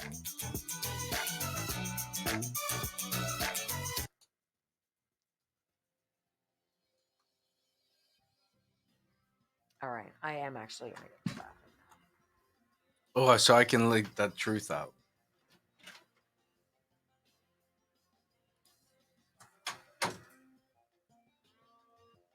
going back to what we were talking about before, I am one of the fortunate people in America that absolutely loves their job. And I get to work with one of my best friends every day. I am truly, truly blessed that you guys show up every day, that allows us to do this and make a living at it, for giving our opinions. So thank you, for tuning in every day. It lets me not have to get a real job, but also from the aspect of, since September 7th, 2021, we're building a business. And I have many friends who have built very successful businesses. And from day one, they all told me that don't expect a day off for years. So me going in, I had the mentality that I was not going to take a day off. And I do love this stuff. I would troll Twitter if I wasn't working and read the websites that we visit all the time anyway. So it's not a big lift for me to come to work every day. And then when Sean filled in, and Sean will tell you, Sean had absolutely no radio experience, did a fantastic job. But tune into his podcast, 5 p.m., Battlegrounds on Rumble. But someone had to be here. And Andrea is great. Andrea fills in when we do a yearly golf outing of a friend's. She's great. Don't get me wrong. But yeah, Sean needed someone that understood this. So that, along with other things, is why Brock never gets a day off. Oh, oh, lay it on me. No, you'll have to go back and listen. Right. See, I know she won't. I won't. So. You're correct about that. All right. Hey, I want to tell you about Patriot Switch. I want to give you a story about Patriot Switch. I tell you about this. It's Patriot Switch isn't a store. It's not a brand. It's a movement. It's an idea. It's a passion. It's the idea of people who love this country and hate companies that don't represent our values. And we want to move our money away from those companies the same way we don't buy Bud Light, right? And you don't have to do this. It's nothing that's, of course, I love it. I have a family that uses all of these products, 450 different items. Think everything that you would have underneath your kitchen sink, or in your bathroom, in your closet, in your pantry, things that make you clean, things that help your clothing, stay clean, that clean your house, that clean your kids, that keep you well. Okay. So, I bought the hand soap.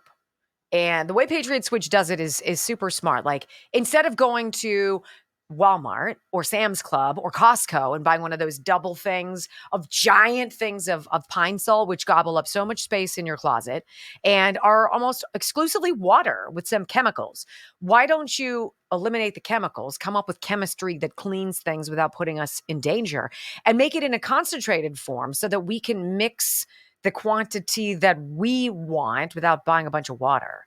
It's kind of novel. So I'm in the bathroom, I'm washing my face, and I'm like, snap. I have like a cleanser that I normally use. It's called Affinia from Patriot Switch.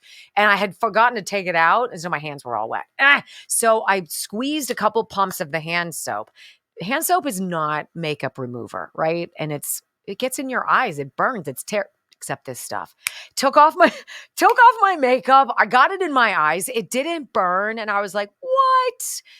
It's one of the things that I love about this brand. They work on products to make them effective and not full of chemicals that hurt us. So you can stand in the shower with their tub and tile cleaner and go like, and clean yourself and not be overcome by fumes that cause cancer. It's simple. patriotswitch.com/Wendy. Patriotswitch.com/Wendy. We have such great people who work under the umbrella of this brand with me. And they're just great. And they're going to take your call or they're going to take your email and they're going to get in touch with you and they're going to explain to you what this is all about. And I hope you join us because it is worthwhile. I would not tell you it is if it wasn't. Don't read Salty's comments. He's trying to start some shizzle. Oh, with me? Yeah, he's saying that I said that I was the reason for the success of the show. And you were a bad boss. He's lying. It's not what I said. Is it? But I'll let him live his lie. You'll have to go back and listen. I'm not going to go back and listen. So I'm not going to tell you. You've got that stupid look on your face. I know it's that's the only one I look. have. I don't know what you want me to say. It's the only one I have. All right. This diploma divide. Something really weird is going on out there, ladies and gentlemen. I don't know. It's college. It's college. It's indoctrination. It's brainwashing. It's years of suck. Ugh. I wish one of my kids would go to Hillsdale College. That's my kind of indoctrinating. How you doing? Here's your pocket constitution. Oh, thank you. I've got mine right over there. I got mine right here. I know. Mine's next to the Communist Manifesto. I'm good. They duke it out with Donald and Bob. Oh, Bob's leaking. Son of a mother. You overfilled Bob. Wow. Did I get blamed again? Old school. 5, 4, Dear HR. 3, 2, 1. Warning. You're about to experience an unpleasant truth. America must choose to build a future or obsess about the past, to be a nation of fear, division, and of darkness. Use your aggressive feeling. Embrace anger, chaos, and truth, but in the shadow of lies. Let the hate flow through you. Together we can choose a different path. Together we can rule the galaxy. A nation of fear, division, and of darkness. Break me down with all of your hatred, and your journey towards the dark side will be complete. Embrace anger, thrive on chaos, but in the shadow of lies. So this is how liberty dies. With thunderous applause.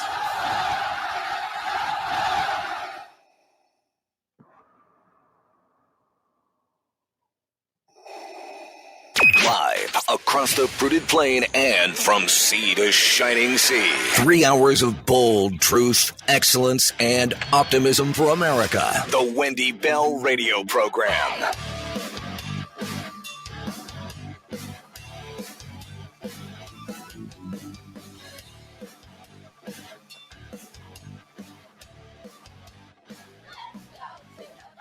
Welcome back, America. Hour number 3 of the Wendy Bell Radio Program. On the clock, it is official, rawstory.com. Robert Hur resigns ahead of House hearing with help from Trump world figures. Okay, Raw Story, let's just say this is not a conservative site, but let's hear what the spin is on this. So you know Robert Hur, he's a Republican. That's what they like to say, like David Weiss. Oh, he's a Republican. You know what? The letter after your name is not indicative of who you are or how you behave. But they need to do that so they can say, oh, it's bipartisan. Oh, well, he's a Republican. Oh, because that means he certainly would never lie or do anything. Really? Please. So this Robert Hur sits down. He's been charged with, sitting down with Joe Biden and figuring out what the hell's going on with classified documents. What do you know? How long have you known it? Dude's been in Congress for half of a century. It should not be complicated. Before we I want to read a little bit of this because we've got 3 audio clips from Jim Jordan. Special counsel Robert Hur, who oversaw the investigation into President Joe Biden's retention of classified information, timed his resignation from the Justice Department with the help of Trump-aligned lawmakers ahead of his testimony to Congress, reported The Independent on Monday, quote, according to multiple sources familiar with Mr. Herr's plan, the special counsel who's appearing before the Judiciary Committee at the request of the Republican majority, led by Ohio Representative Jim Jordan, has arranged his departure from the Department of Justice to be official as of Monday, 11 March, one day before he's scheduled to appear on Capitol Hill, wrote Andrew Feinberg. Instead of appearing as a DOJ employee who is bound by the ethical guidelines which govern the behavior of federal prosecutors, he will appear as a private citizen with no constraints on his testimony. That's got to be terrifying. Right? Because you're used to controlling the narrative, the Department of Suck. The DOJ completely is used to running the narrative, to controlling what is said, who does what. Christopher Wray doesn't want to appear, doesn't want to respond to a subpoena. Okay, he doesn't. And then all of a sudden, wait, what? You're resigning? Which means we have no oversight or say into your testimony? And we're not even supposed to be there next to you while you do this? What? Oh, yeah, it's delicious. That makes it even more problematic from our perspective, said a source close to Democrats on the House Judiciary Committee. If he was still a federal employee, DOJ would have to approve his testimony, and they'd be involved in his appearance tomorrow. We don't want their involvement. The Department of Justice sucks. Just ask every single January 6th hostage. Just ask every single person who was there on January 6th who had SWAT-like agents roll up hot and heavy in the pre-dawn raids at their home. Just ask every parent who was hunted down for having the gall to speak up at a school board meeting. It's not complicated. Department of Justice is not about justice. It's about suck. I want you to hear Jim Jordan.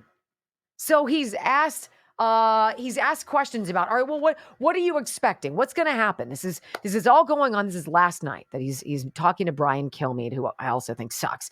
And he's talking about what's going to happen and what Herr is going to be talking about. All right. And in these 3 audio sound bites, he talks about the single question that Robert Herr is facing that our committee, Jim Jordan, as the head of the judiciary, says, look, if you know the dude had classified documents and shared information about them, how can you possibly reasonably rule that he shouldn't be charged when you have a former president whose home has been raided, right? Whose information was cherry-picked and dropped to the media, who's on trial for it under federal indictment, criminally charged? Tell me how that makes sense.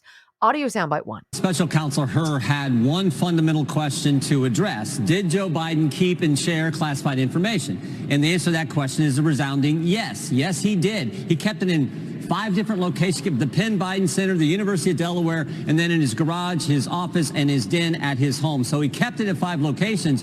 But maybe more importantly, he shared classified information with the ghostwriter of his book. So that is clear. We're going to probe all those areas. But he found that clearly, but then decided, as you pointed out, Brian, that because the president would be sympathetic, and this is Special Counsel Herr's word, sympathetic to a jury because he would appear as an elderly old man who can't remember things, he decided not to bring charges. That makes sense, because that sounds like justice. That sounds like an even-handed delivery. That sounds reasonable. No. Herr did not recommend charges against Joe Biden, but claimed, as Jim Jordan just said, among other things, that the Biden was suffering from severe memory problems. He did while he was being questioned. That's kind of important, isn't it?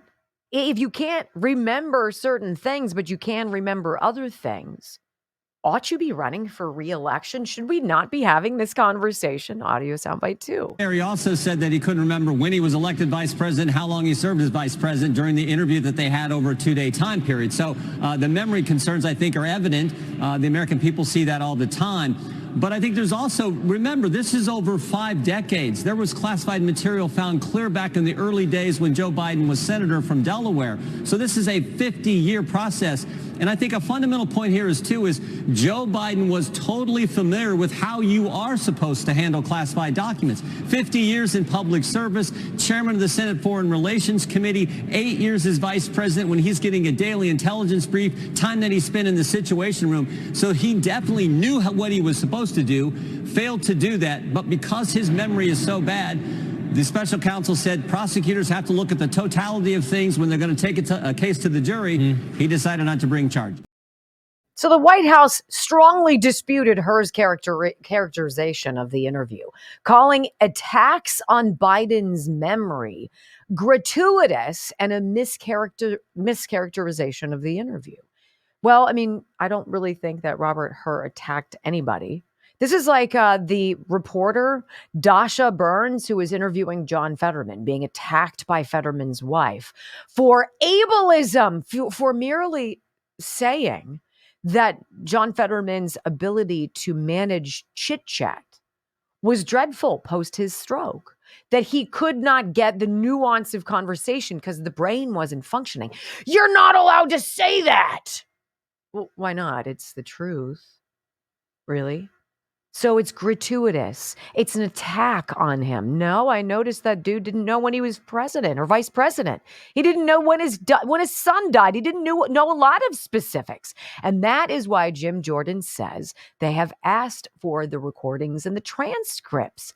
But what about that, Congressman? Listen. Yeah, I'll tell you one thing we are going to ask Special Counsel Hur is, and one thing we've done is we've said we want the audio tapes. We want all the information you had when you interviewed President Biden. We think if you're not going to prosecute him based on the fact that you believe he's an elderly old man who forgets things, we want to hear those audio tapes. We've asked for that. Right now, the White House and the Justice Department aren't giving it to us. We'll see what happens there.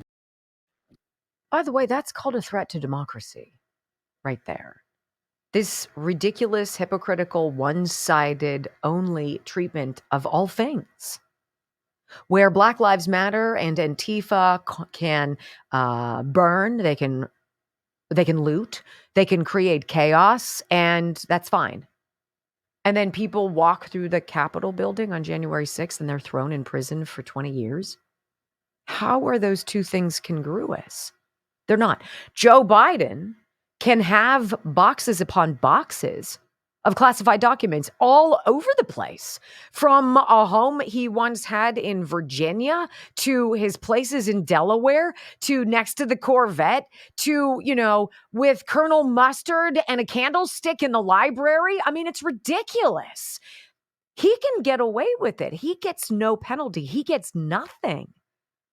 And Donald Trump's home gets raided. Garbage gets said about him. Nothing is really found. And he gets indicted and is now on trial for it. I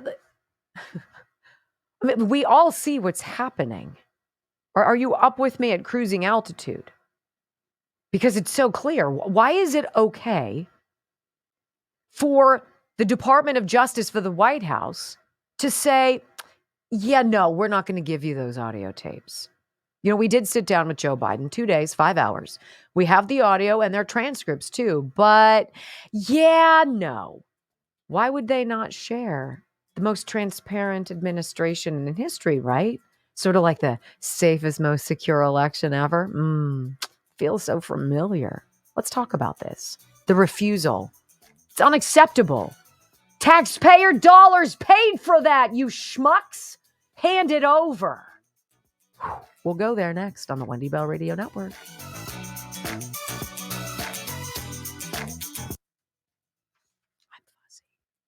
More Gains Fitness. You want to punch something? You got to go to More Gains Fitness. It's just as simple as that. Feels right to go to a gym that is owned by a patriot, a veteran, a mom, an entrepreneur, a woman who has created a business model that is successful, so that now anybody who wants to buy a franchise of More Gains Fitness can, because she's got the business model down pat. She knows how to make it successful. Done. Not only that, you can go and you can learn about all of the machines. It's one of the most daunting things, I think, about going to a gym, specifically if you're in your 50s and beyond. well, any age, but particularly when we get older, you're like, I have no idea how to do these exercises, what weight, how the machines work. That's why More Gains Fitness is fantastic, because they help you. They show you. They're there with you. You become part of their family. They're open 24/7, for heaven's sakes. You don't have to carve them into your schedule or move your schedule around to accommodate somebody sitting at a front desk checking you in. You have access. You decide. You do what you want. It's choice. It's patriotism. It's family. It's faith. It's all of it. And it's More Gains Fitness. MORGAINZ Fitness. Hey, don't go anywhere, because at the bottom of the hour, I really want to tell you guys about this, the real emergency medical kit from the Wellness Company. I'm super proud to be working with Dr. Peter McCullough, Dr. Drew, and a handful of other docs who stood up and did say all of the stuff that we saw outside, of COVID, that what they were doing was ridiculous and crazy. And these physicians stood up, and many of them lost their jobs. Crazy medical boards came after them to try to take away their licenses. See, that's the crazy on the left. I will never forgive. I will never forget. They can suck it. There will be no meeting in the middle. Just saying. This right here is driving me nutty. This is really frustrating. All right, I know. That sounds like a me problem, doesn't it? There we go. Oh, it's still there. You sucker.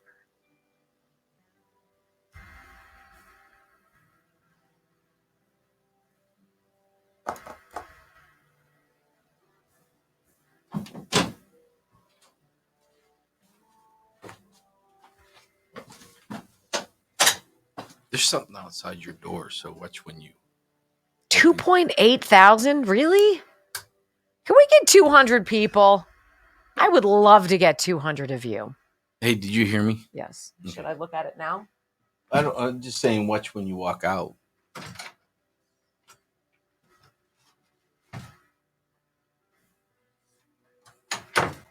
Made it sound like a bomb threat. No. It's a freaking tissue. Oh, that's it? That was a paper towel. Oh. Wacko. I didn't want you to step on it and trip or... Because people my age have problems with balance and stability. Is that where we were going with it? I said no. No, because you dropped that on me earlier. What is it that you said earlier?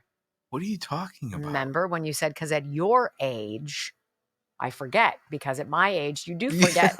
I have no idea what you're talking about. You said something earlier, because at your age, something, before the show. And I went, wow. Oh, please, elephant brain. Come on. Freaking steel trap of doom in there. Don't pretend. What was it? I don't know. Was it arthritis? Or was it my memory? This is what I live with, guys. I don't believe I said anything. Oh, please. Liar. Well, he called me a mean boss.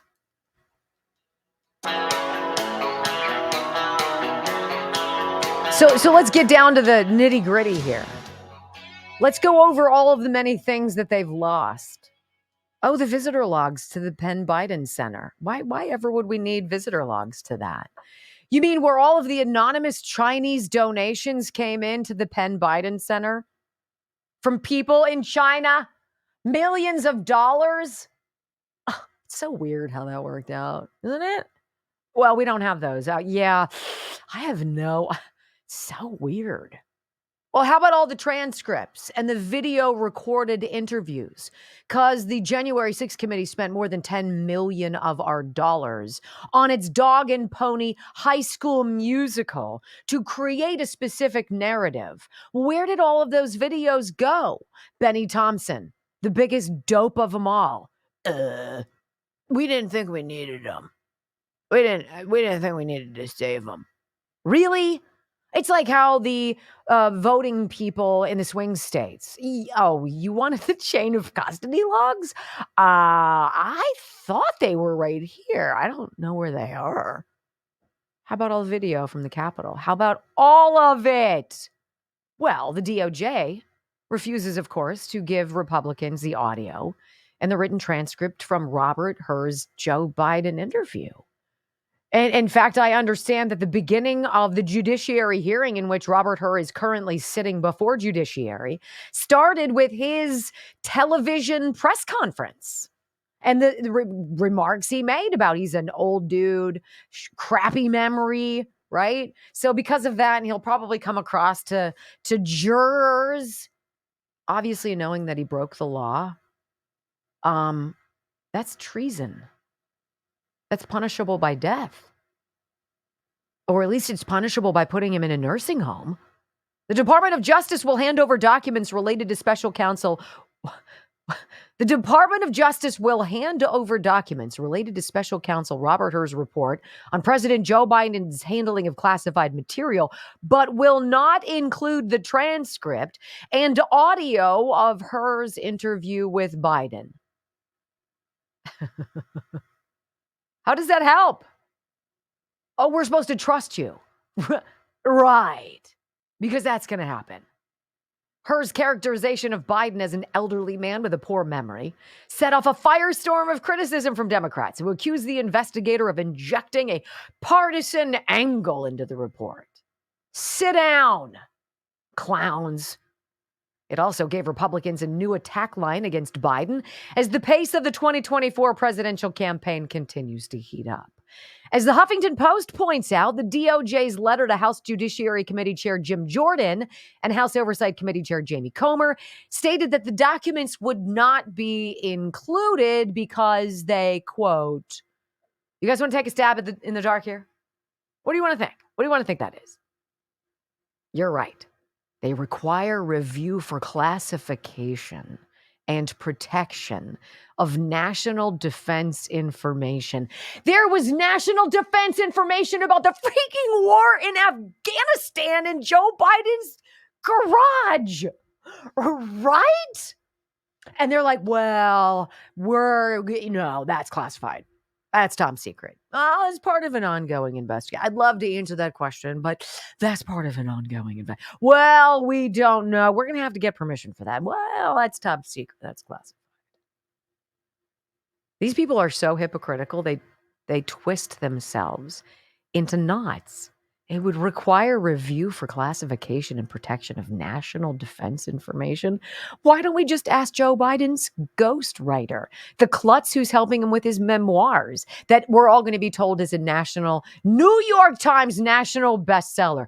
Joe Biden can't get 15 people to show up at a rally in Atlanta, Georgia for him. You really think he's going to be... Come on, man. You lying two-faced dog-eared ponies. What is it? Lying dog-faced pony show. Pony soldier. Pony soldier. We also, this is another quote. I love this. This is another quote of suck. We also have substantial confidentiality interests. Well, Joe Biden didn't have any confidentiality interests when he shared them with people or talked about them or left them hither and yon all over his sordid life. But he's okay. I mean, whatever. He's just an old guy, and old guys do old guy things, and then they forget about him. And, it's just kind of the cycle of life. What? In a statement, Jim Jordan's spokesman, of course, rejected the DOJ's reasoning. Our staff has all necessary clearances to review the contents of the president's interview, which dealt with materials found in unsecured areas like garages, closets, and commercial office space, he says. We're evaluating next steps. Do these clowns know that we pay their salaries? They keep telling us that Donald Trump can't give him those classified briefings that he'll be entitled to once he accepts the party's nomination this summer. We're going to water him down, Adam Schiff says. We don't want to give him too much because he's crazy. He's unhinged. Who's crazy? The people who are lying every single day, who are fudging numbers, who are screwing you over with science, who use the media to propagandize you with every waking moment, every do, this just in. Really? Oh, it's Donald Trump. Got it. This is what you're dealing with, friends. This is what Trump is dealing with. All right, hypocrites and hellscapes. What it's like to vote Democrat in 2024. Do you guys hear a majority of voters say they wouldn't want the 2024 election certified if Trump wins? What? Next.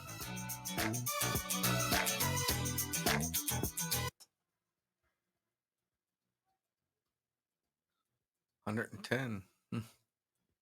You guys got it. You're going to push me over the line here, aren't you?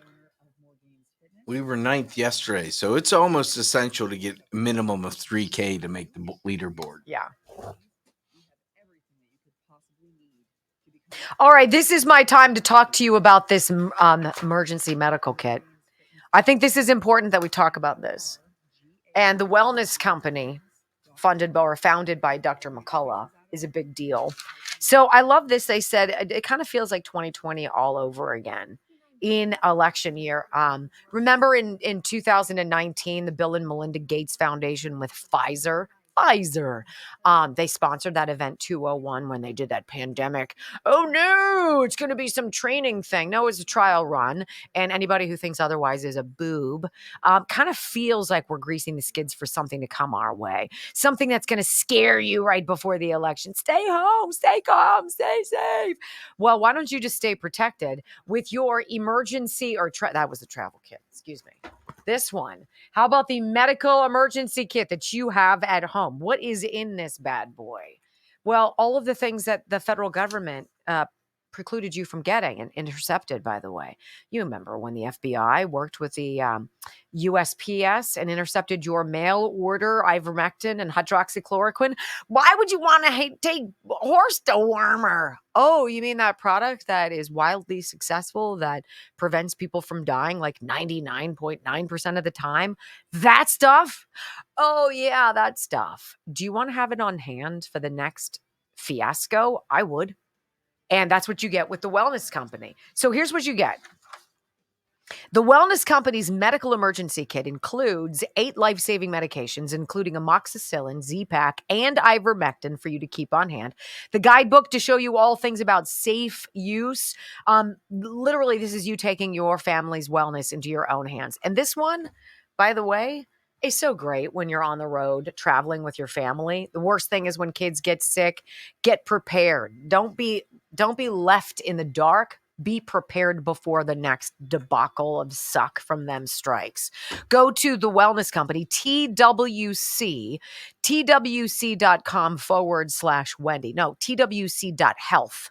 twc.health/Wendy. Get this emergency medical kit. Use my name, Wendy, at checkout, and you'll save 10%.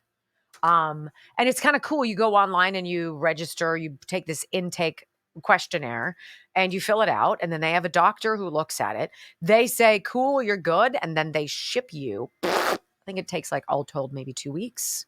Comes from Canada. It's only available in the United States. All right. That's important to know. twc.health/Wendy. You got 3 minutes to get 70. How about it? We can at least get to 297 before we come back.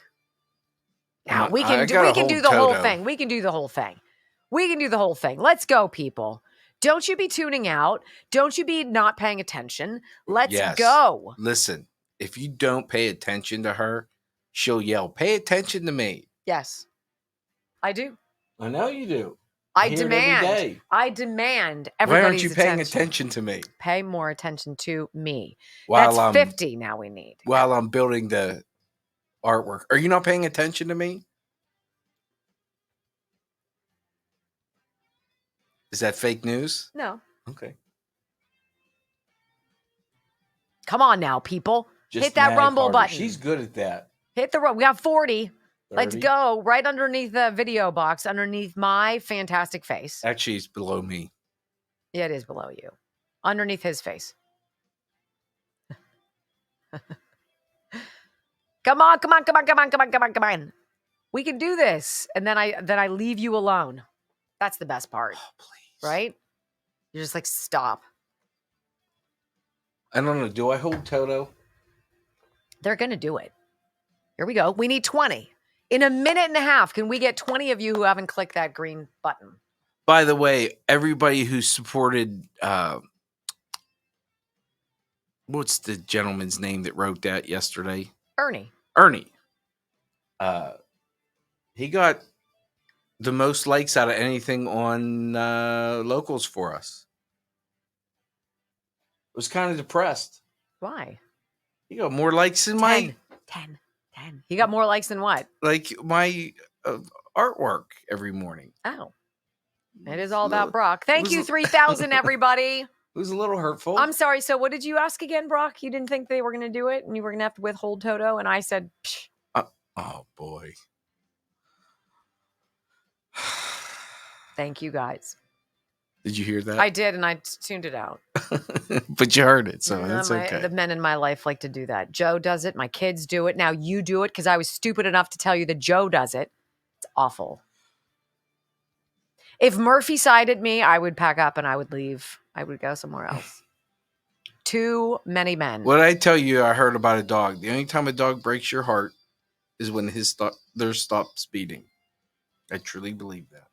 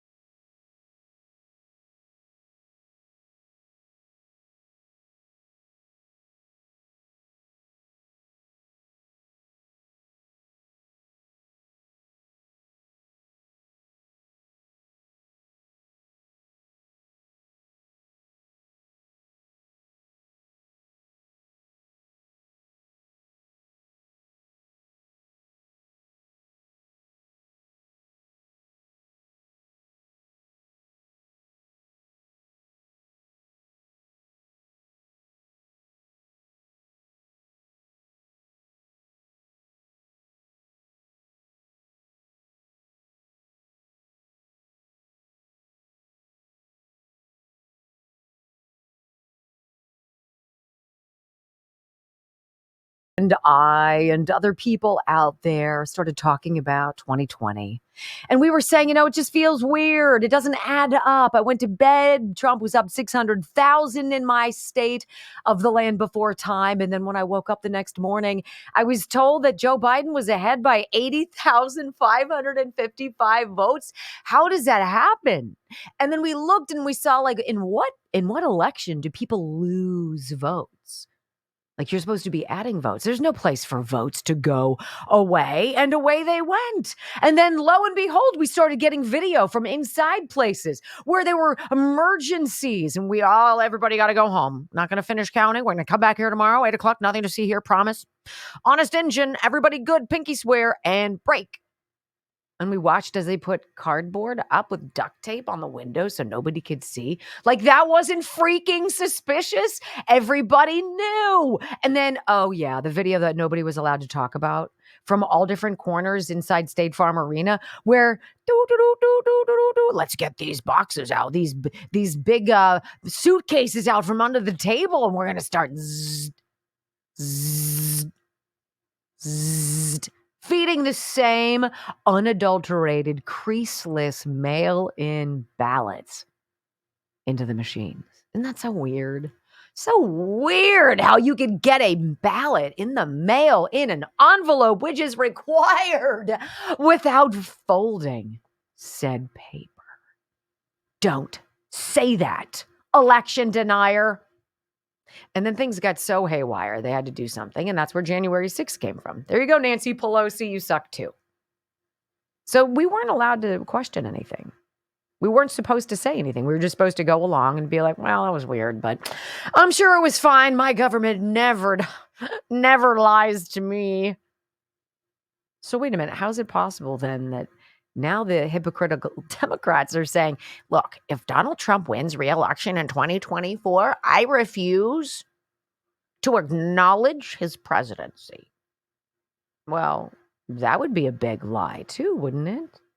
I wonder if Chris Cuomo would pounce all over that now that he's so talking about cooperation and communication. Let's forget about the extremes and all the ugliness of the past that I was a purveyor of. Let's meet in the middle. Let's be friends. No. How's a poll here, right? Breitbart. Majority of Democrats oppose certification of 2024 election if Donald Trump wins.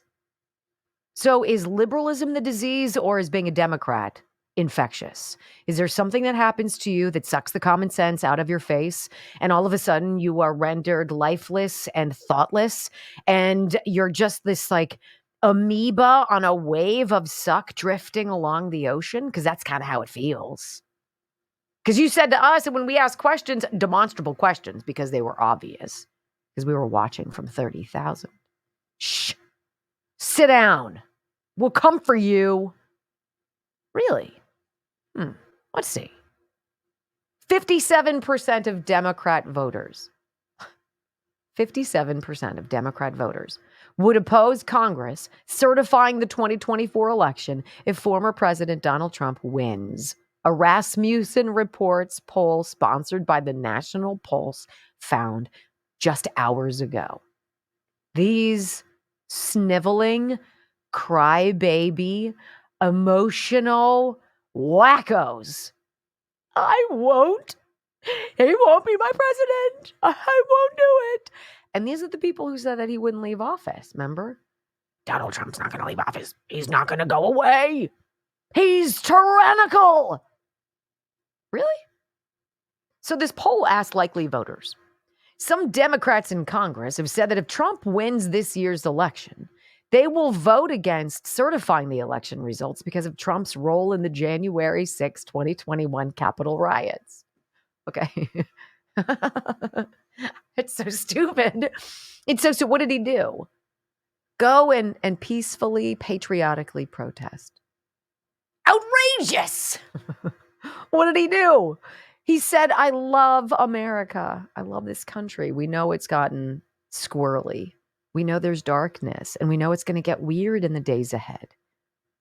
And we have to band together, and we have to be strong, and we have to find our faith, and we have to take care of ourselves, and we have to be unified, and we have to be vigilant, and we have to become active. That's what he said. And he championed all of the things that we all love about these United States. And his role in January 6th. So the question again, some Democrats in Congress have said that if Trump wins this year's election, they're going to vote against certifying the results because of his role in the January 6th Capitol riots. Do you support or oppose Democrats refusing to certify the election results if Trump wins? This is crybaby crap on the playground. Take your ball and go home. That's what this is.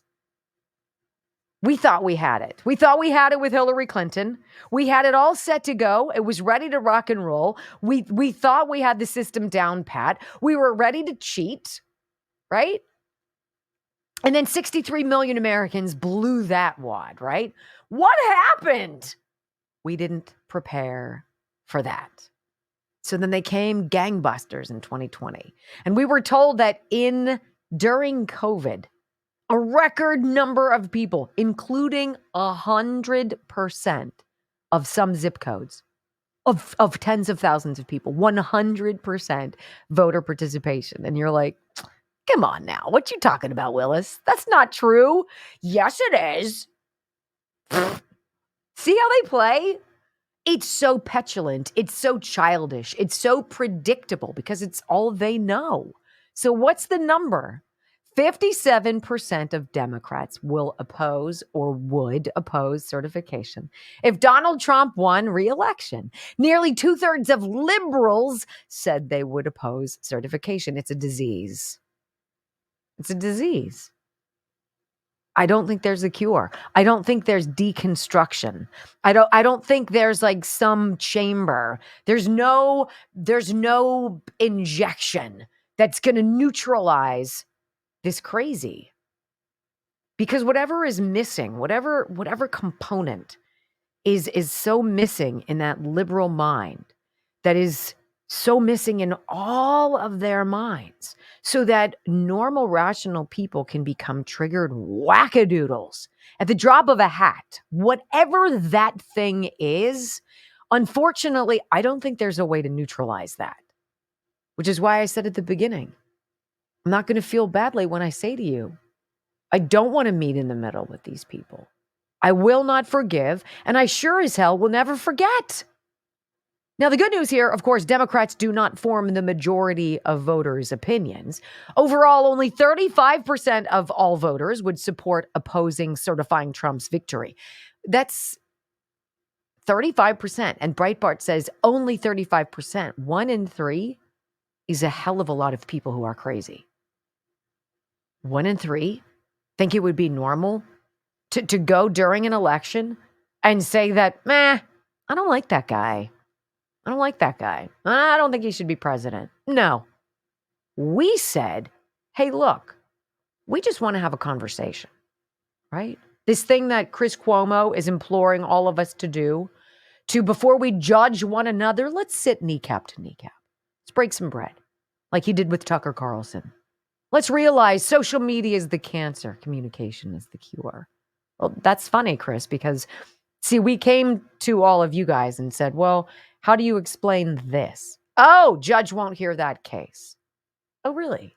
How about in Arizona where the audit showed outrageous anomalies? Nope, we're not going to hear that case either. Well, how about in Fulton County, Georgia?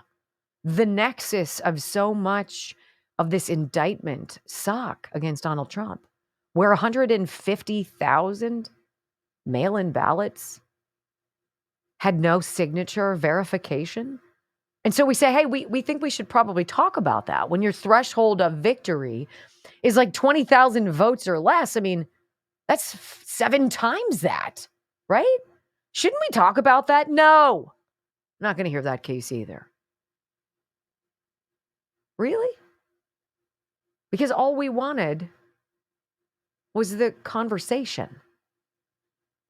All anybody wanted was to be heard. It's what Victoria Spart said yesterday from Indiana. The people who showed up at January 6th at the Capitol, if they had wanted to overthrow the government, they would have done it. There's a reason why they didn't find any knives or guns. There's a reason why the Oath Keepers and the Proud Boys specifically said, look, I know you guys all travel heavy. Leave your ammo and firearms in the hotels, because that's not what this day is about. If the Oath Keepers were really some rogue, random, militarized, wacko group of extremists who wanted to overthrow the government and deny Joe Biden the presidency, they dang well would have done it. They were there to do what they do. To be a second line of defense. To observe. To give strength in numbers. To be patriotic. To offer protection. Because sometimes just the optics of force will dissuade a bad actor from acting badly. So I find this rich and despicable and disgraceful and inexcusable and childish and predictable. This is what you get when you deal with the left.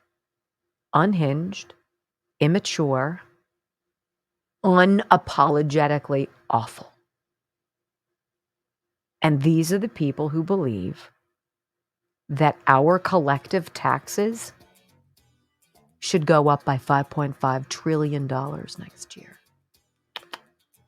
You get the government you vote for. It's amazing how these people wouldn't vote for change that is clearly superior. Quick time out. When we come back, I want to talk about this. We got a little flashback in the Wayback Machine 35 years ago. My, Joe Biden sure has changed his tune on drugs and immigration and crime. Let's listen in. Next on the Wendy Bell Radio Network.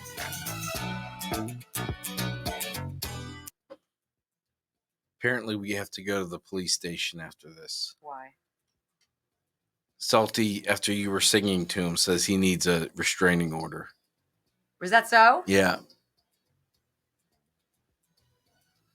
Salty and I have a thing.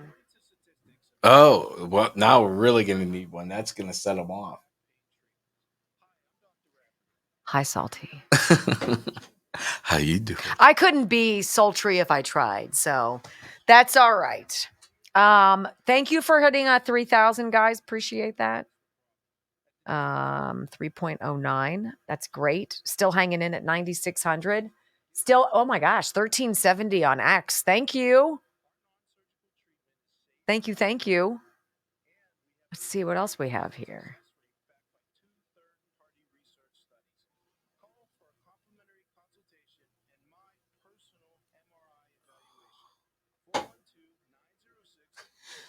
Well, there's a lot of talking today, but it seemed to go kind of quick. No? Yeah. Brock only got a couple hours of sleep, so. And of course, I have to hear about it all day. I said not. I'm so tired. See, what she doesn't tell you is when I roll over and see the clock at 10, it's the worst. 11, I just pick up my phone and start searching for stories because I realize. Because he realized he didn't do it yesterday. It's not my. So he had to kind of make up for it. I was busy yesterday. It was keeping his mind busy. You were busy yesterday doing what? Things. What kind of things? We like some specificity. I went and visited some friends. Well, enough said. Since you have no days off, you might as well. You said it, not me. Not by choice. Not by choice. You would miss me if I was gone. Mm. What do I say? You'll miss me when I'm gone. You're lucky I don't want to have to get a real job. Yeah, what would you do? Panhandle. No, you would not. I don't know. I'd have to start my own business or buy a business because I don't think I could work for anyone else anymore. Like corporate America. It would be difficult. It would be very difficult.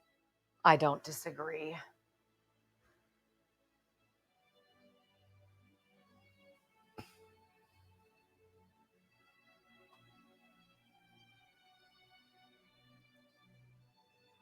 I think it's so interesting. We're told that life is good. Everything's great.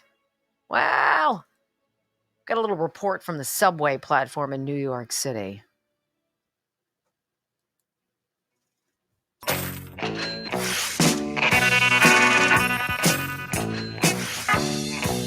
It's the perfect song. It is all about money. It is about taking your money. It is about spending it indiscriminately. All these pet projects, all these hundreds of billions of dollars to go to migrants, hundreds of billions of dollars to go to all these foreign countries.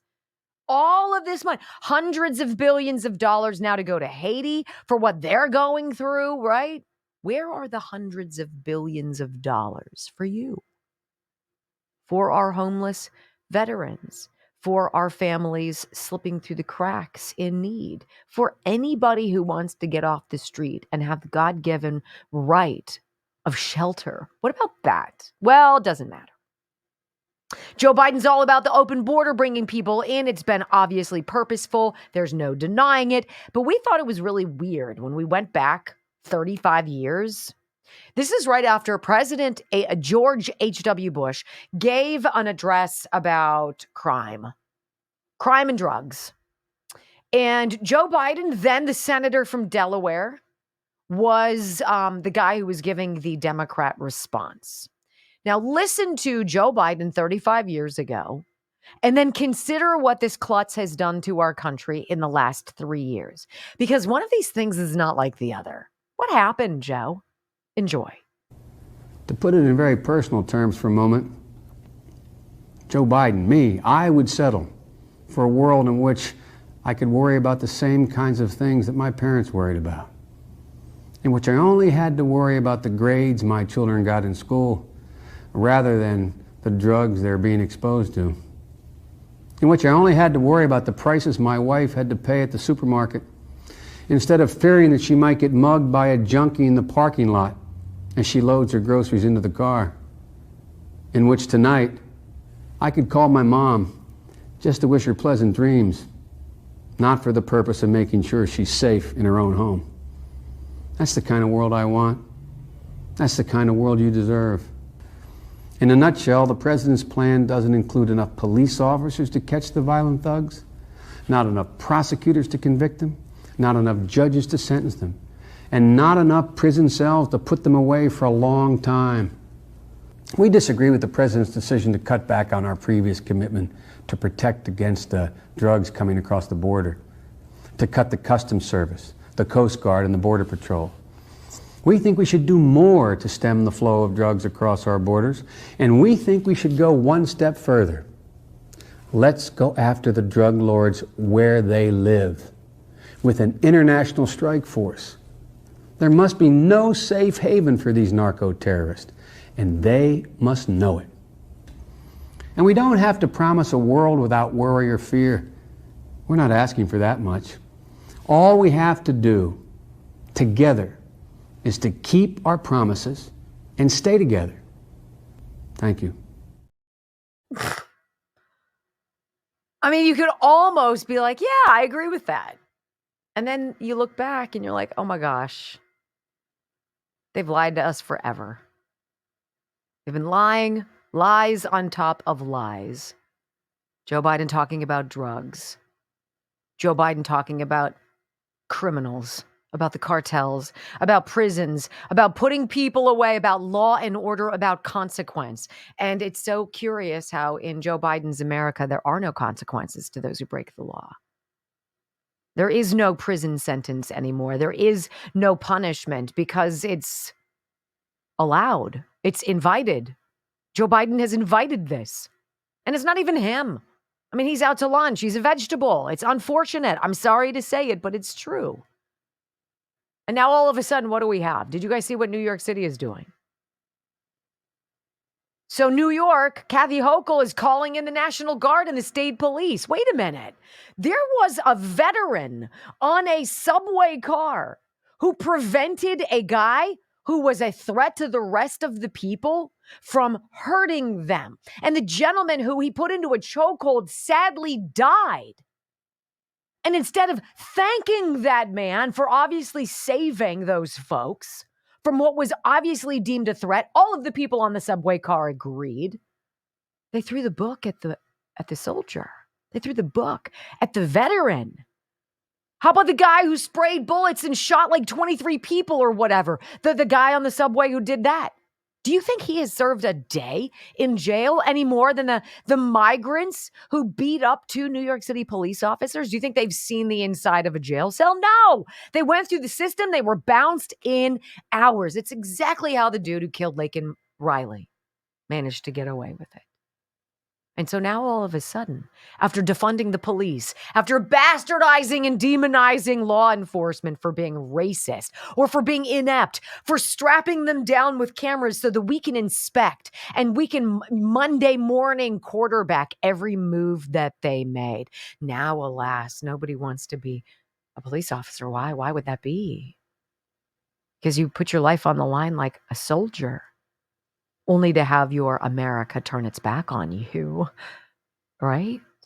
So now we have to have the National Guard, which was not available, of course, on January 6th, even though we know Donald Trump asked for and gave the green light to Muriel Bowser for 10,000 human beings. You saw them. They were all remember they were in the parking garage? There were like 5,000 National Guard troops that were on standby that were never authorized to help out. Why? Because they needed the optics of a government overthrow. They needed that word insurrection. They needed to go backwards. And so what? Who managed to get snarled in the net? That's the cost of politics. That's the price of playing dirty. That's the desperation once you've had a sip from the golden chalice. We don't matter. To quote President Trump, What the hell do you have to lose? I'm Wendy Bell. Always a delight to be with you, my friends. We'll be back tomorrow. Hump day. Until then, peace.